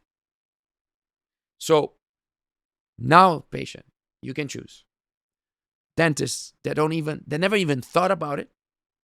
And they, with the best intentions, even ethical dentists, great clinicians that don't think about consciously, intentionally about the impact of their decisions on the last 10 years of your life. I do. Yeah, I love that. That's brilliant. So I'm saying this to myself, and that's the dentist I want. Every decision. Aligners or no aligners. It's not about aligning your teeth so you look better in 6 months. Come on, I'm going to live until 105. Maybe that is good for me as well into the future. Doing veneers. Everything changes the perspective, you know. I know, and Peter Attia makes that question, how do you want to live your last 10 years? How do you want to, what do you want to do? What do you want to continue to be doing, be able to do? And then connect with dentistry. Extracting a tooth that is kind of compromised. Go study the impact of extracting teeth long term. Mentally, psychologically, and physiologically, systemically. The impact of not having teeth in the mouth, doing an all-on-4. We don't talk about it enough. There's science proven that when you don't have teeth in your mouth, it's not only about aesthetics or function, bite, the superficial diagnostics that we do, right? No, bite is good. Aesthetics is good. Implants are integrated. That's all. Success. That's success. The proprioception, the psychological impact of not having teeth, the connections with dementia, and the speeding up so many processes in your body, plus chronic issues that can happen when you have extractions and when you have implants and when you have metal in your body. You're gonna deny that. You're gonna say that implants are amazing. And you see suddenly that if your kid is 20 and loses a tooth, and you see dentists that are placing implants on everybody's mouth, say, oh, my son needs an implant.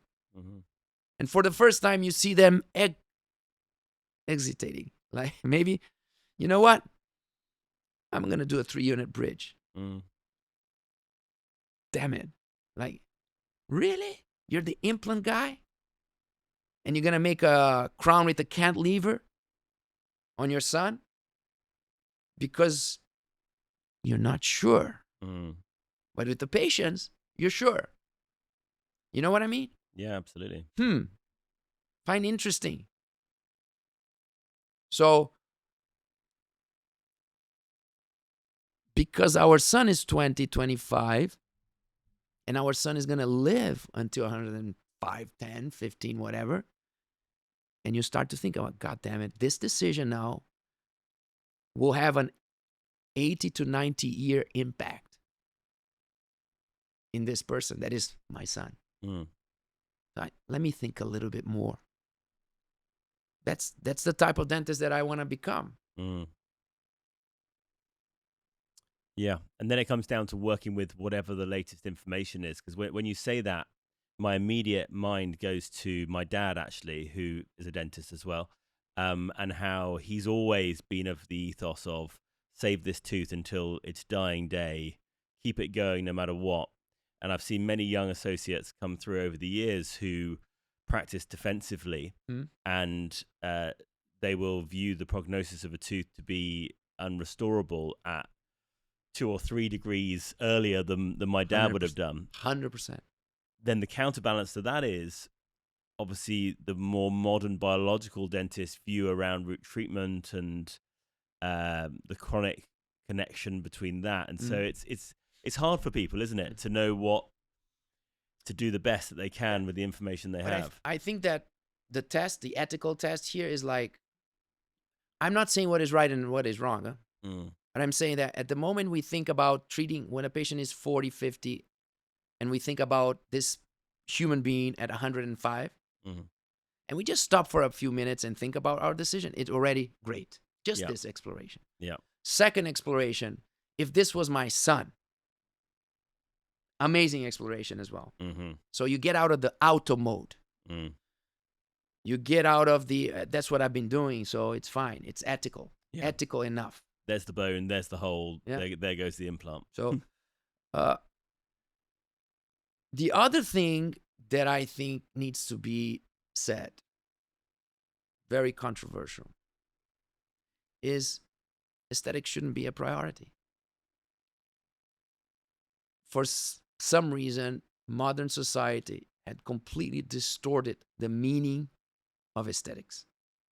We destroyed the concept of natural beauty,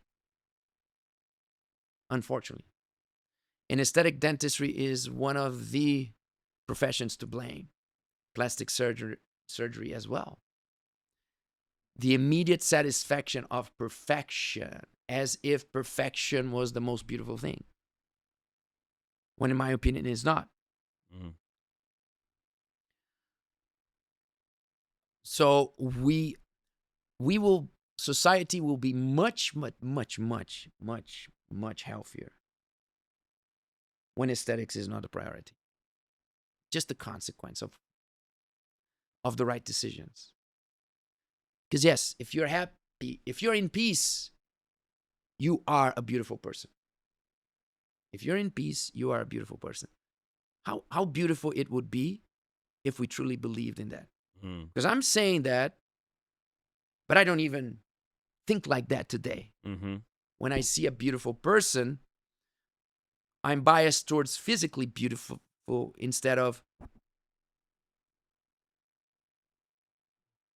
mentally and spiritually beautiful. Mm. Right? Like So a beautiful soul almost. Yeah. I'm not saying that it's easy to become that, but we need to bring it down a little bit, the superficial aesthetics. We need to be okay with natural imperfections. We need to be okay. We need to start step by step changing society's perception of aesthetics. It's difficult though, isn't it? I mean, it's when you define yourself as a cosmetic dentist and then you see the relief and the happiness and the joy that you bring to your patients through giving them back their confidence in that smile. Mm-hmm. Yeah, it's very difficult to.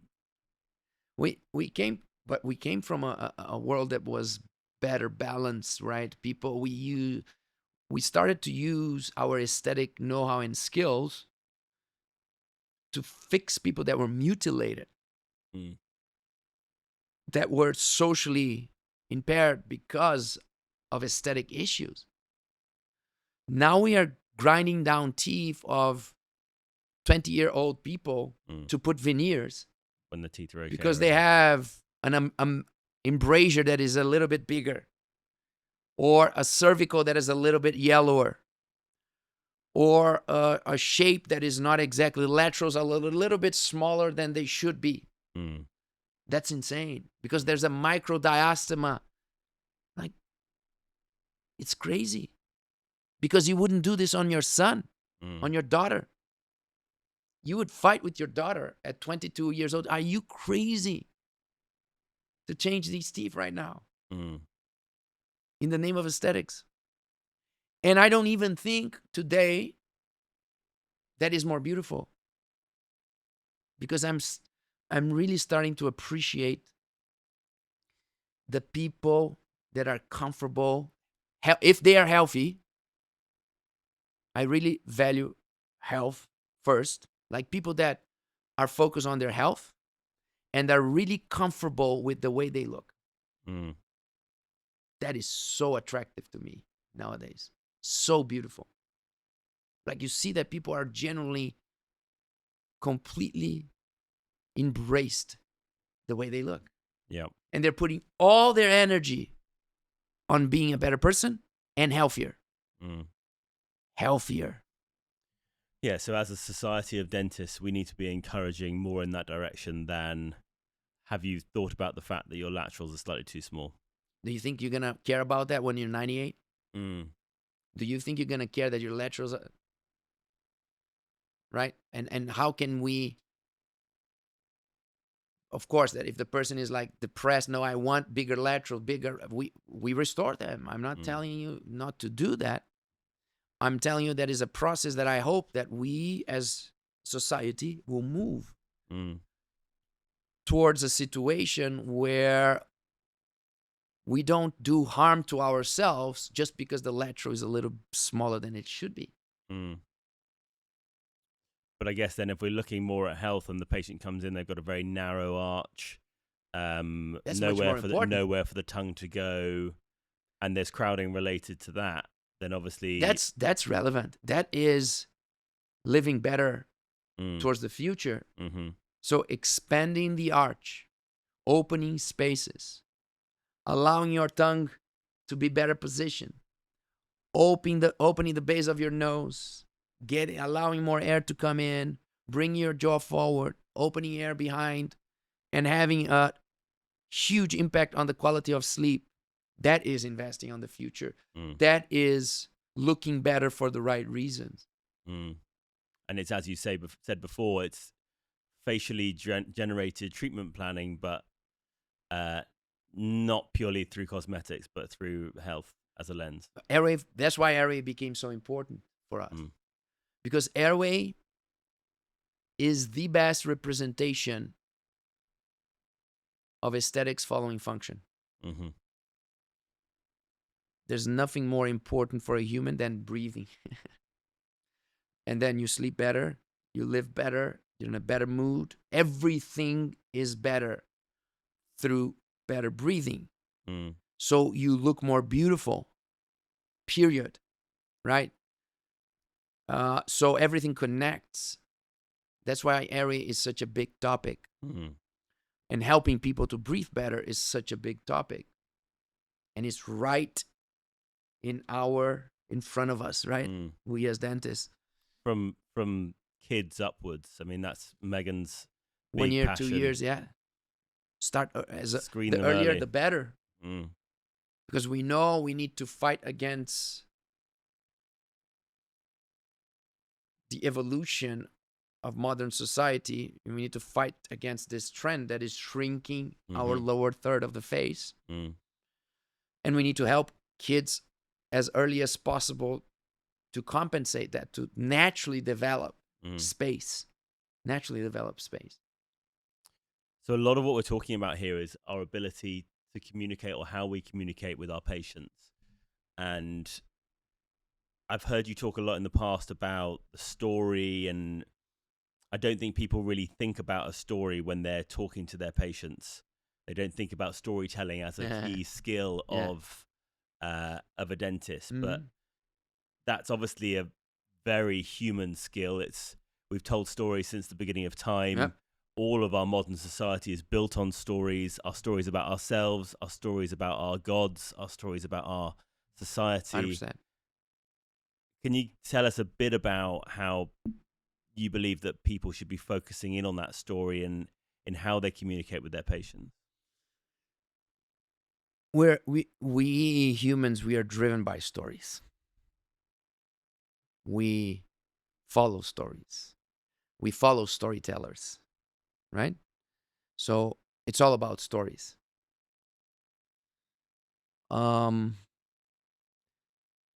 So if you know you have a good cause, a beautiful mission in life, beautiful purpose in life, nothing better than becoming a better communicator, better storyteller to make the world better, right?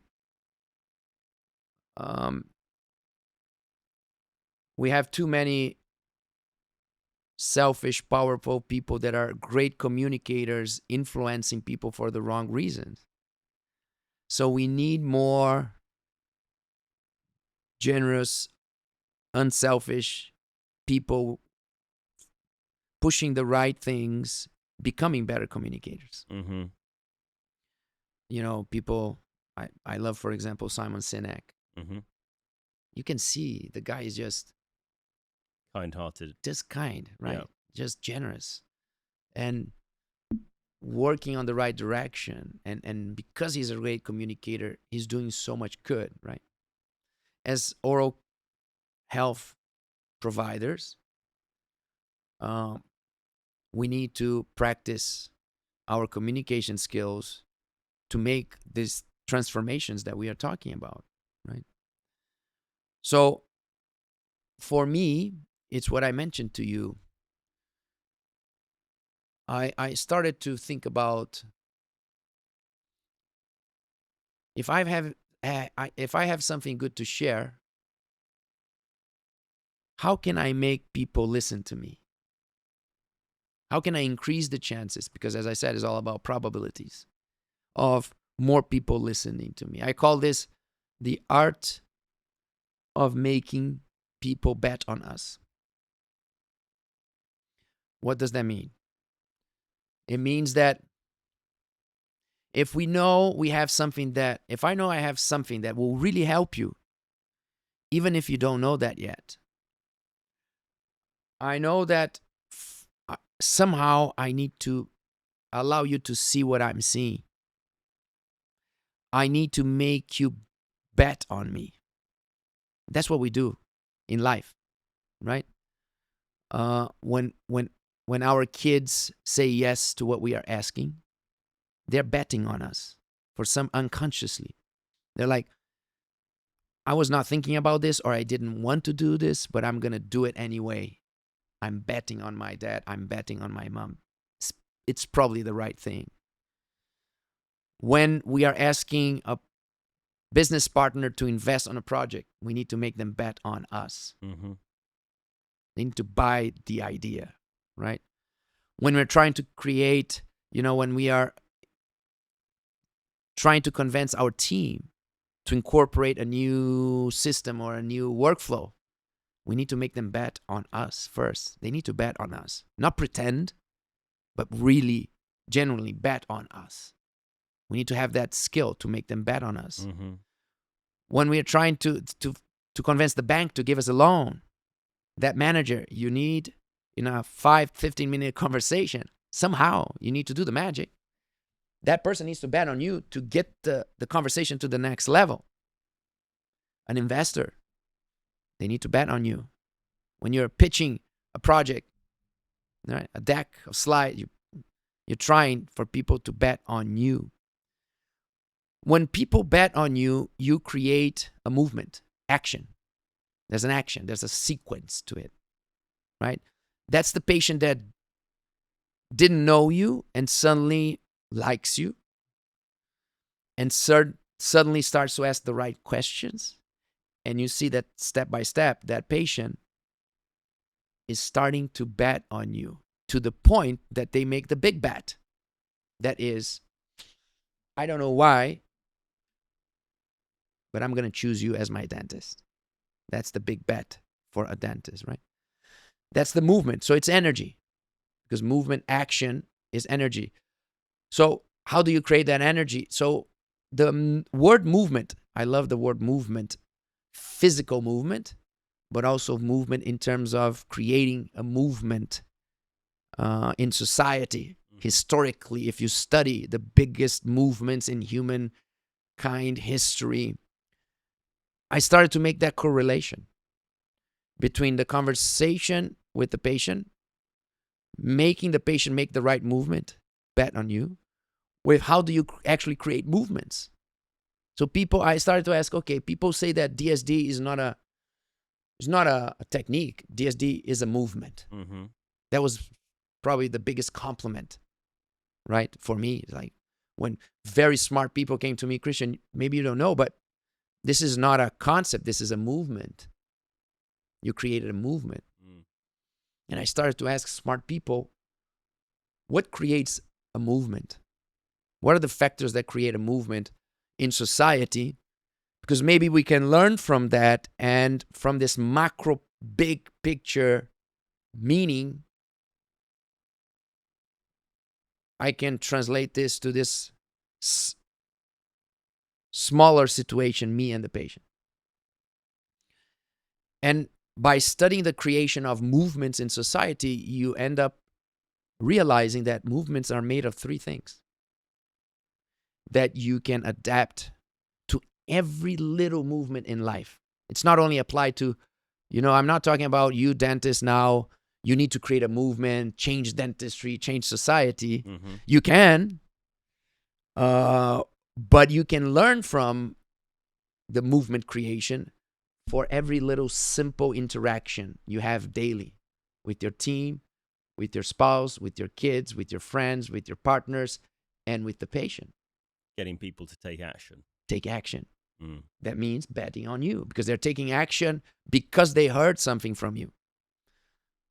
Of course, you need to make them own that decision and feel like they are part of it. Mm. It's their decision. Mm-hmm. That's the art of making people bet on you. But when do people bet on you? Three things need to happen. There's charisma. You need to find your most charismatic version because people bet on charismatic people. And we need to deconstruct the cliche definition of charisma first. That was going to be my next question. Yes. Yeah, how do you define that? But charisma is number one. And the beauty is that if you study history of humankind, you're going to see that movements were created by all kinds of people. Mm-hmm. People that follow our modern definition of charisma and many that don't follow at all. Mm. So there's space for everybody. You don't have to be an extrovert. You don't need to be an extrovert at all. Mm. That can play against you sometimes even. So charisma is the first. Cause is the second. The cause needs to be very clear and very beautiful. It needs to be inspiring. And the third component of creating a movement and making people bet on you is having the right vehicle. Making people see the light at the end of the tunnel. They can see the path. They love your charisma. They love the purpose, the cause that you're bringing to the table. And they see a path moving forward. When you combine these three things, you explain absolutely every movement in human history. Okay? So, when you're talking to a patient, you need to ask yourself, what means being the best charismatic version of yourself in your way, in your style, with your characteristics, not trying to be somebody else. Then you need to understand that you need to have a bigger cause. That is not just the treatment. That is not just the beautiful outcome. That is not just you succeeding as a dentist. Being a great clinician is mandatory, is not the cause. If you say my cause is to deliver great dentistry, that's not cool enough. Mm-hmm. That's not big enough. That's not inspiring enough. What is your cause? The story of changing the way people see dentistry and the impact on the last 10 years of your life and making this my flag and my story, that's a cause inspiring enough, right? Or if you have any other cause, think about something that you're part of that is bigger than yourself, that is bigger than your clinical work, that is bigger than your practice, that is something that you're proud of, that you're part of. It can be an association, a project, a research, a collaboration, an idea, a philosophy, something. You need to bring that to the story. Somehow you need to see that new possible patient to see that. That is not about this treatment. Yeah. This treatment is going to be amazing. But if you bet on us, you're going to be supporting a much bigger cause. It's like obviously we're raising money for Parlour at the moment, and I'm doing my pitch. I'm getting these investors to bet on me, and it's funny that like the way you frame it, because it's the same thing with Parlour. Like our cause is eradicate plastic from oral care, make people aware of the problem with plastic. That's a cause. And then we have the path there with parlor as a and solution. you need to use that even talking to patients. You may say, but what, patients have nothing to do with that. No, but people love investing on good causes. Even if I say yes to this treatment with this dentist, it's not only because he's a good dentist, and I'm not going to be only helping his practice. I'm going to be helping a cause. Well, I think it expresses about you. It shows the individual that you're talking to what you stand for and what you're all about. 100%. And I think with a patient-dentist connection, that's really important, because if they don't know, if you don't tell them why you're doing what you're doing or what your cause is, they will guess. And the likely thing they will guess is, he's doing this because he wants to make money out of me. And so I think that's why it's so powerful in that one-on-one situation. Exactly. So that's why you need to find your most charismatic version, because we are humans are connected through charisma. And again, there's not one formula. Anybody in this planet can become the best, most charismatic version of themselves. Anybody. So there's no excuse. Oh, I was not born with. Christian, you speak well, or you dress well, or you look okay, or you have the gift. No. Anybody. It's just, you need to ask yourself, it's a journey. It's an internal journey. Like, Dalai Lama is charismatic and is extremely cool. And Einstein, completely different, right? And Simon Sinek. Steve Jobs is the one that comes Steve to Jobs, me, yeah. Right? There's some charismatic people that are more traditional, following the traditional definitions, but you have ultra shy people that are extremely charismatic because they found their peace. Being peaceful is probably the number one.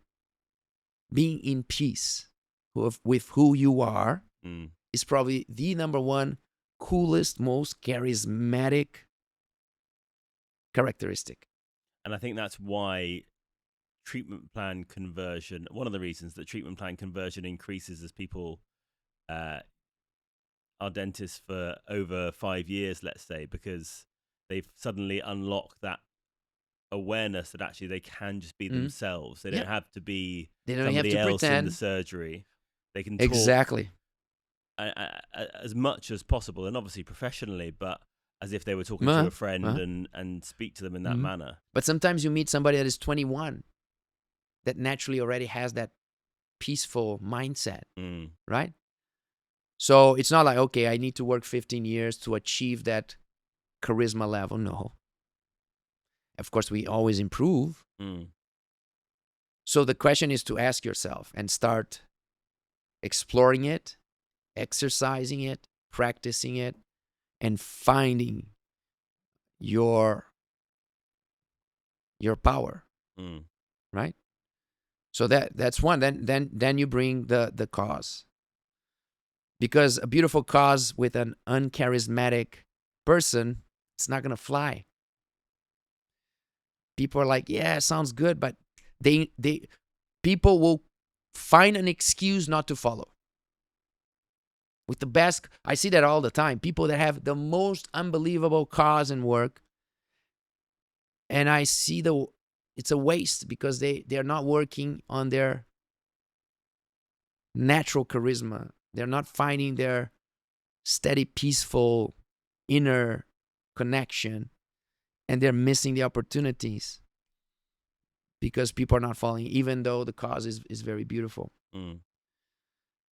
And then the third and final push for people to jump in, invest the money, or say yes to the treatment is the vehicle. Meaning, I can because people want to succeed. I don't want to jump in a cause that is set for failure, right? Even if I love you, a lot of charisma, the cause is beautiful, I don't see the light at the end of the tunnel. I don't see the path. And as a dentist with the patient, we say, oh, the path is the treatment. The path is the treatment plan. That's not what I'm saying. The path is not the specific treatment plan of this person. The vehicle is your system to develop great plans. So with a new patient, the question is not, if I'm a smart patient, I'm going to be trying to see not if my treatment plan will be great, but what are the systems that this team uses to make all treatment plans great? So what do you use to guarantee that your diagnostics, your treatment plan, and your execution is great? Before even knowing, before I open my mouth to you, I don't want to talk about my problems. I don't want to talk about my plan because I'm going to invest time. I don't want to waste my time. So I want to understand, what do you do to increase the chances that this process is at the highest level possible? What are your systems to diagnose, plan, communicate, and execute to increase the chances of success at the end? And then we can start talking about how you're going to use this amazing system to find out what is my personal path. Mm-hmm. But what inspires people is to see the system that will help increase the chances of success to the biggest amount of people possible. So how does that express itself in a dental surgery with somebody, a dentist, speaking to their patient for the first time? How do they show the patient that vehicle? So this means that you need to rehearse to yourself, and that's what every great speaker does, right? You practice in your mind the situations and the answers, elegant, beautiful storytelling, not boring way. If you have 1 minute, you adapt 1 minute. If you see opportunity for 3 minutes, you say in 3 minutes. If you have 5 minutes, if you have 15 minutes, you have an hour. Depends on the situation. If it's a social event, if it's a party, if it's somebody that you met at the bar, if it's an elevator conversation, if you're sitting beside somebody on the airplane flying and you see the opportunity, how do you explain what you do in a way that makes people trust the process, right? So you need to ask yourself, what is your system to diagnose, plan, present, and execute? What are the things that makes you and your team unique? The know-how, the technology, the protocols, the workflows, to increase the chances of making better decisions. We use systems to increase the chances because it needs to be a humble message. Because if you say, we always make perfect decisions, no, you don't.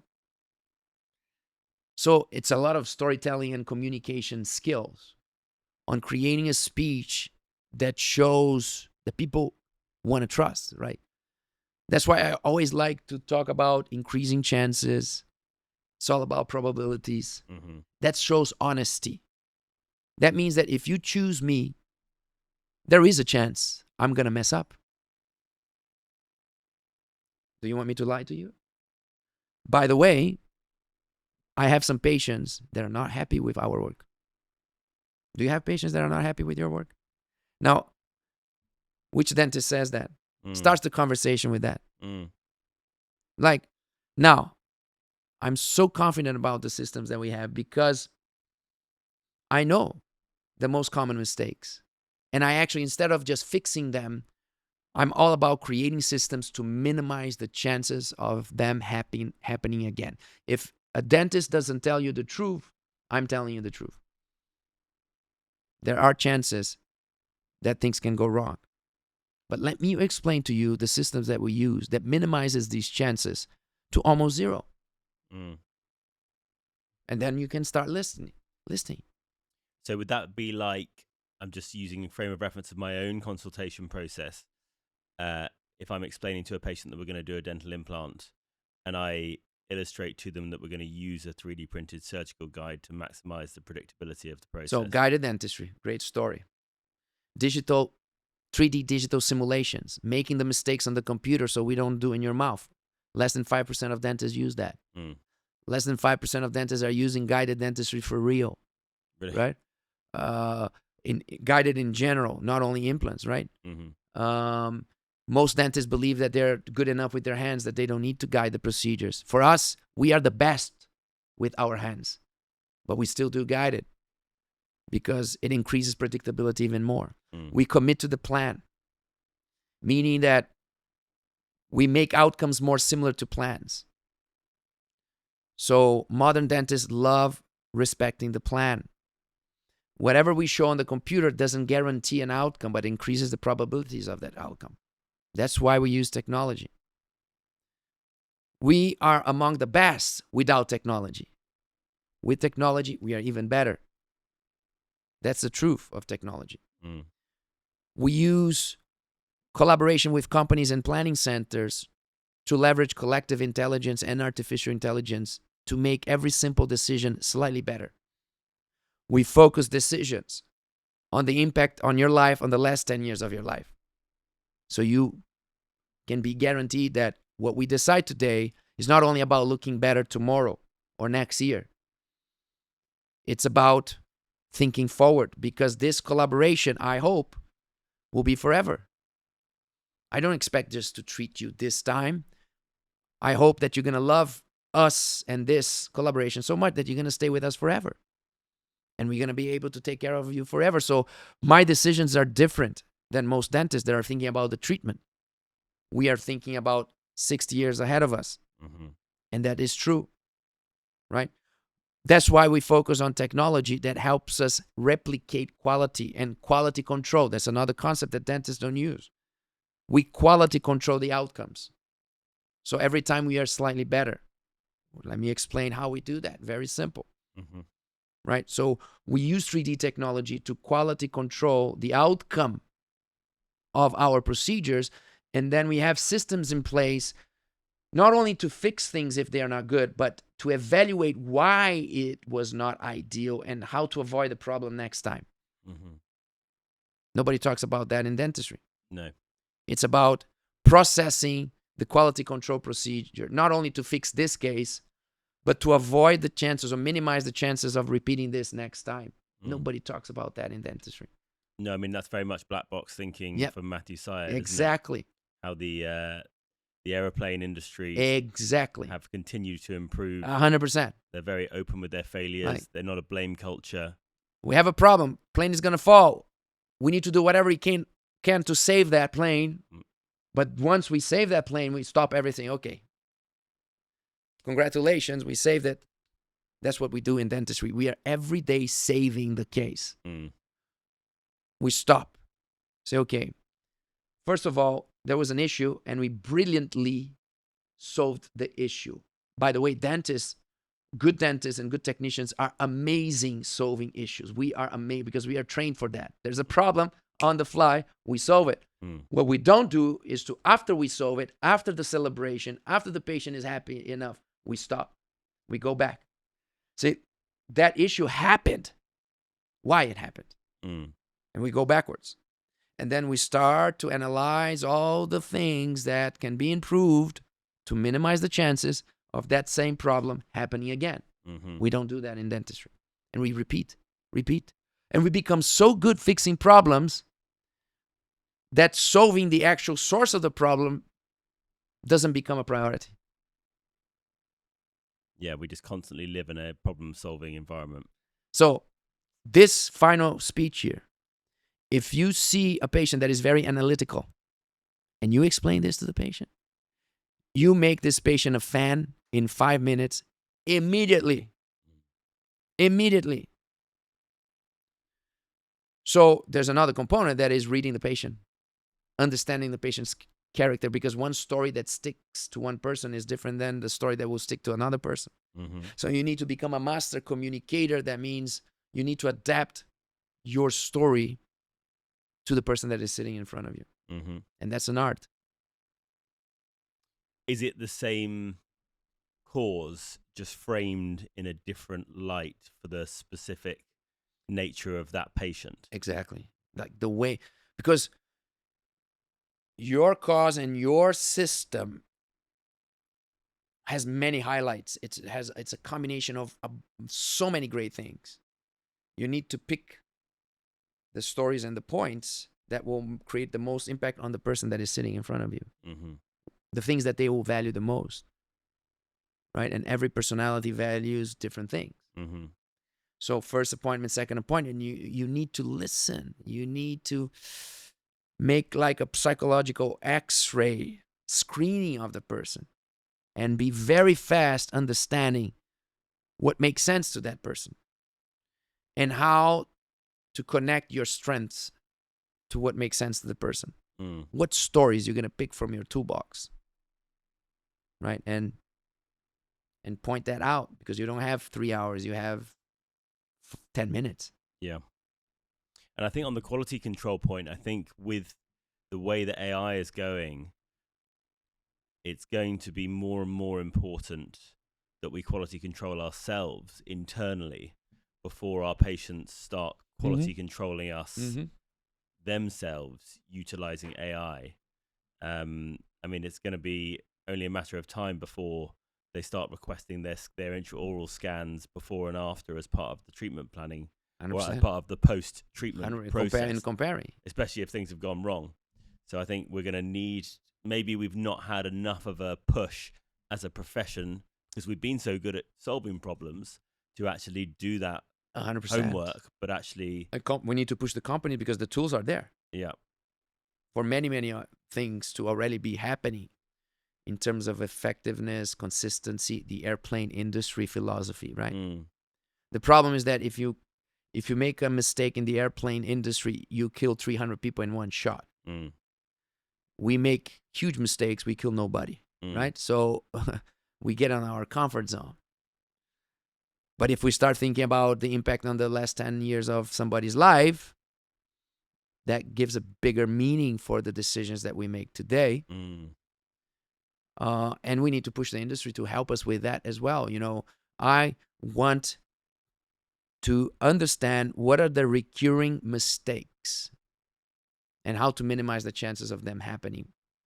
How many times you try in anterior crowns and the black triangle is slightly too open or slightly too close. And you have to send back the case to the lab and say, look, open a little or close a little bit. Because the patient I don't like that black thing. That's just one of millions of little mistakes that a restorative dentist has to face, right? Limitations will drastically impact the satisfaction of the patient, the experience, rescheduling, waste of time and money for the patient and for the dentist. And the technician. And the technician. And we fix the problem and we continue our lives. And we black box thinking is like, okay, can we eliminate this mistake? Eliminate, probably not, but can we minimize? If it happens 3 times out of 10, can I bring it down to 1 time out of 10? How amazing that will be. How amazing that will be. So you need to ask the question, why the black triangle is too open? Why the technician didn't close it more? Was it because of didn't have the soft tissue information? Doesn't have the morphological know-how? It didn't have, the prep was not allowing to close the space. Why we didn't see this problem coming before? Why we didn't see this on the provisional? Why we didn't see this on the mock-up? Why we didn't see this on the digital screen? Because the technician shared the link with me. I saw the restoration design. I approved the restoration design. The technician took pictures of the ceramics, shared with me. I said, okay, you can ship it. They shipped the case. I confirmed the patient. The patient drove all the way from the other side of town. I removed the provisional. I placed the ceramics. It took us 1 hour to get to this point after 1 year of treatment. And now I see the problem. This is the worst moment. This is the most expensive moment to identify a mistake in restorative dentistry when we are trying in the restoration. And I can guarantee to you that 2/3 of the problems that we identify on the try-in phase could be identified before the try-in phase. Really? in my opinion, 2/3 of all the mistakes that we identify on the trying phase could be identified before the trying phase. By the clinician, by the technician, or both? Both. It's reverse engineering quality control, right? And I started to develop content on that because as a technician, I was tired of fixing the same problems over and over again, right? And if we make a mistake, we don't kill 300 people, but financially speaking, it has a huge impact if we start solving these problems. And if we start pushing companies to start developing solutions for us in terms of quality control and systematic review of mistakes, reverse engineering solutions to avoid mistakes, right? Asking the questions, for example, about the black triangle. What are the things that we can do when we identify the potential? How do we identify a potential of a possible black triangle in between teeth? That's the first step. So it's highlighted since the beginning for dentist and technician. This is a case that we will probably prep in a few weeks, or still we're going to do ortho, or still going to do surgery, or we're still going to place implant. But we already know that here, and here, there's a potential. So every decision starts to try to minimize that, right? That impacts the way we do the ortho. That impacts the way we place the implant. That impacts the way we do perio procedures. So we are consciously understanding how to minimize that issue. Then the way we prep teeth, huge, as we know the relationship between finishing line and closing the black triangles. Then discussing dentist technician about the information that you want to share with the lab. And what are how can you play safe with the design to minimize the chances of having to ship back the restorations, right? What are the things that you can solve chairside, right? And what are the things that you cannot solve chairside? And how can the technician minimize that chance by understanding that and changing the design? And then how can you do the quality control of the design by just, we have so many things to check. That's the black box thinking, right? It doesn't matter how experienced you are. There's so many things we need to check that we cannot rely in our memory, in our eyes. We need checklists.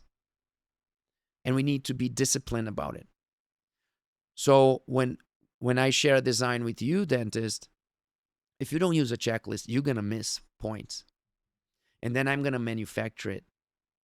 And then we're going to lose a lot of time and money. So why don't we, invest a few precious minutes now, because we are always in a rush. That's the thing about the airplane industry. There's no rush. Yeah. I'm flying a lot, and I'm so many times so angry with delays. And I see the pilot, and he's going through the paper. And yeah. They're not taking off unless they've had it checked. And then they see the guy with the paper leaving. And he's like, look. Then he announces we're going to, wait. We need to wait 20 more minutes because the paper needs to go to somewhere. Somebody needs to sign. And I'm like, damn it. And then I stop and I say that I shouldn't be complaining. Yeah. Right? I should appreciate this. Thank God. There's no skipping steps. There's no bending corners, and that's it. Now, in hospitals, they have that more, right? There's a process. You cannot jump, even though you're 99% sure to go this way, you don't skip the step. In dentistry, we are completely amateurs on this regard, right? We are completely amateurs on evaluating a mistake and then developing the systems to avoid that mistake next time. And I believe that's a department that companies can help us a lot. AI can help us a lot. I was going to say, yeah. Do you think AI will help in that space? 100%. But we need to push the industry to develop the tools. Well, Christian, I think we're going to have to call it a day there. I think we've been going for a good couple of hours, and I've barely touched the surface of the topics that I wanted to talk to you about. So we'll have to get you back for a round 2 next time you're in town, or maybe Madrid next time. Yeah. I'm always here, so I will be will be a pleasure to come back. I'd like to finish with just your sort of one thing that you're most excited about for the next decade of dentistry. What do you think is going to have the biggest impact, with as much specificity as you can do? I mean, obviously, we all know AI is going to change things significantly, but what do you think is going to have the biggest impact? Maybe towards getting towards that, I'm going to call it lifelong dentistry or lifetime dentistry that you've defined. Longevity dentistry, or just dentistry, or just Good the dentistry. right dentistry. The right dentistry. So 2 things that I hope will become the biggest trends. One is the super diagnostician topic.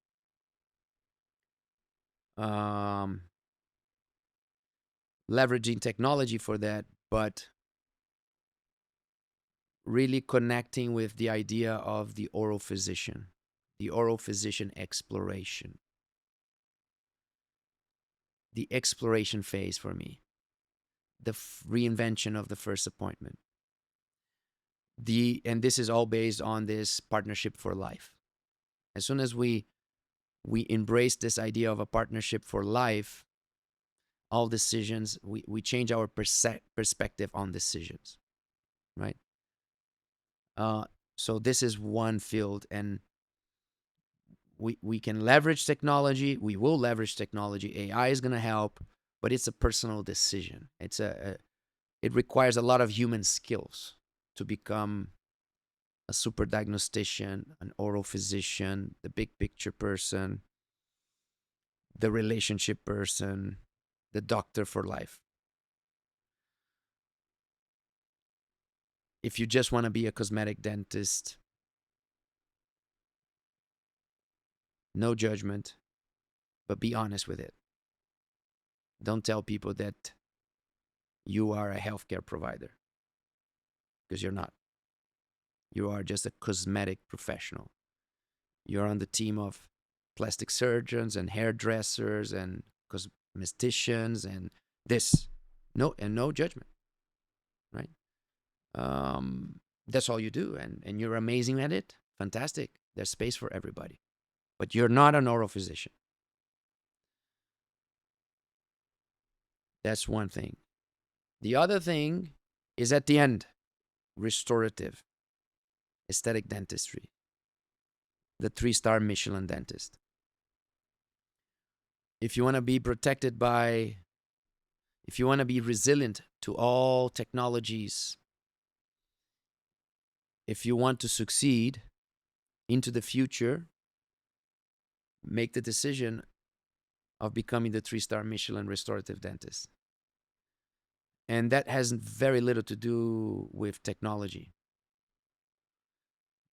Because everybody's going to leverage technology.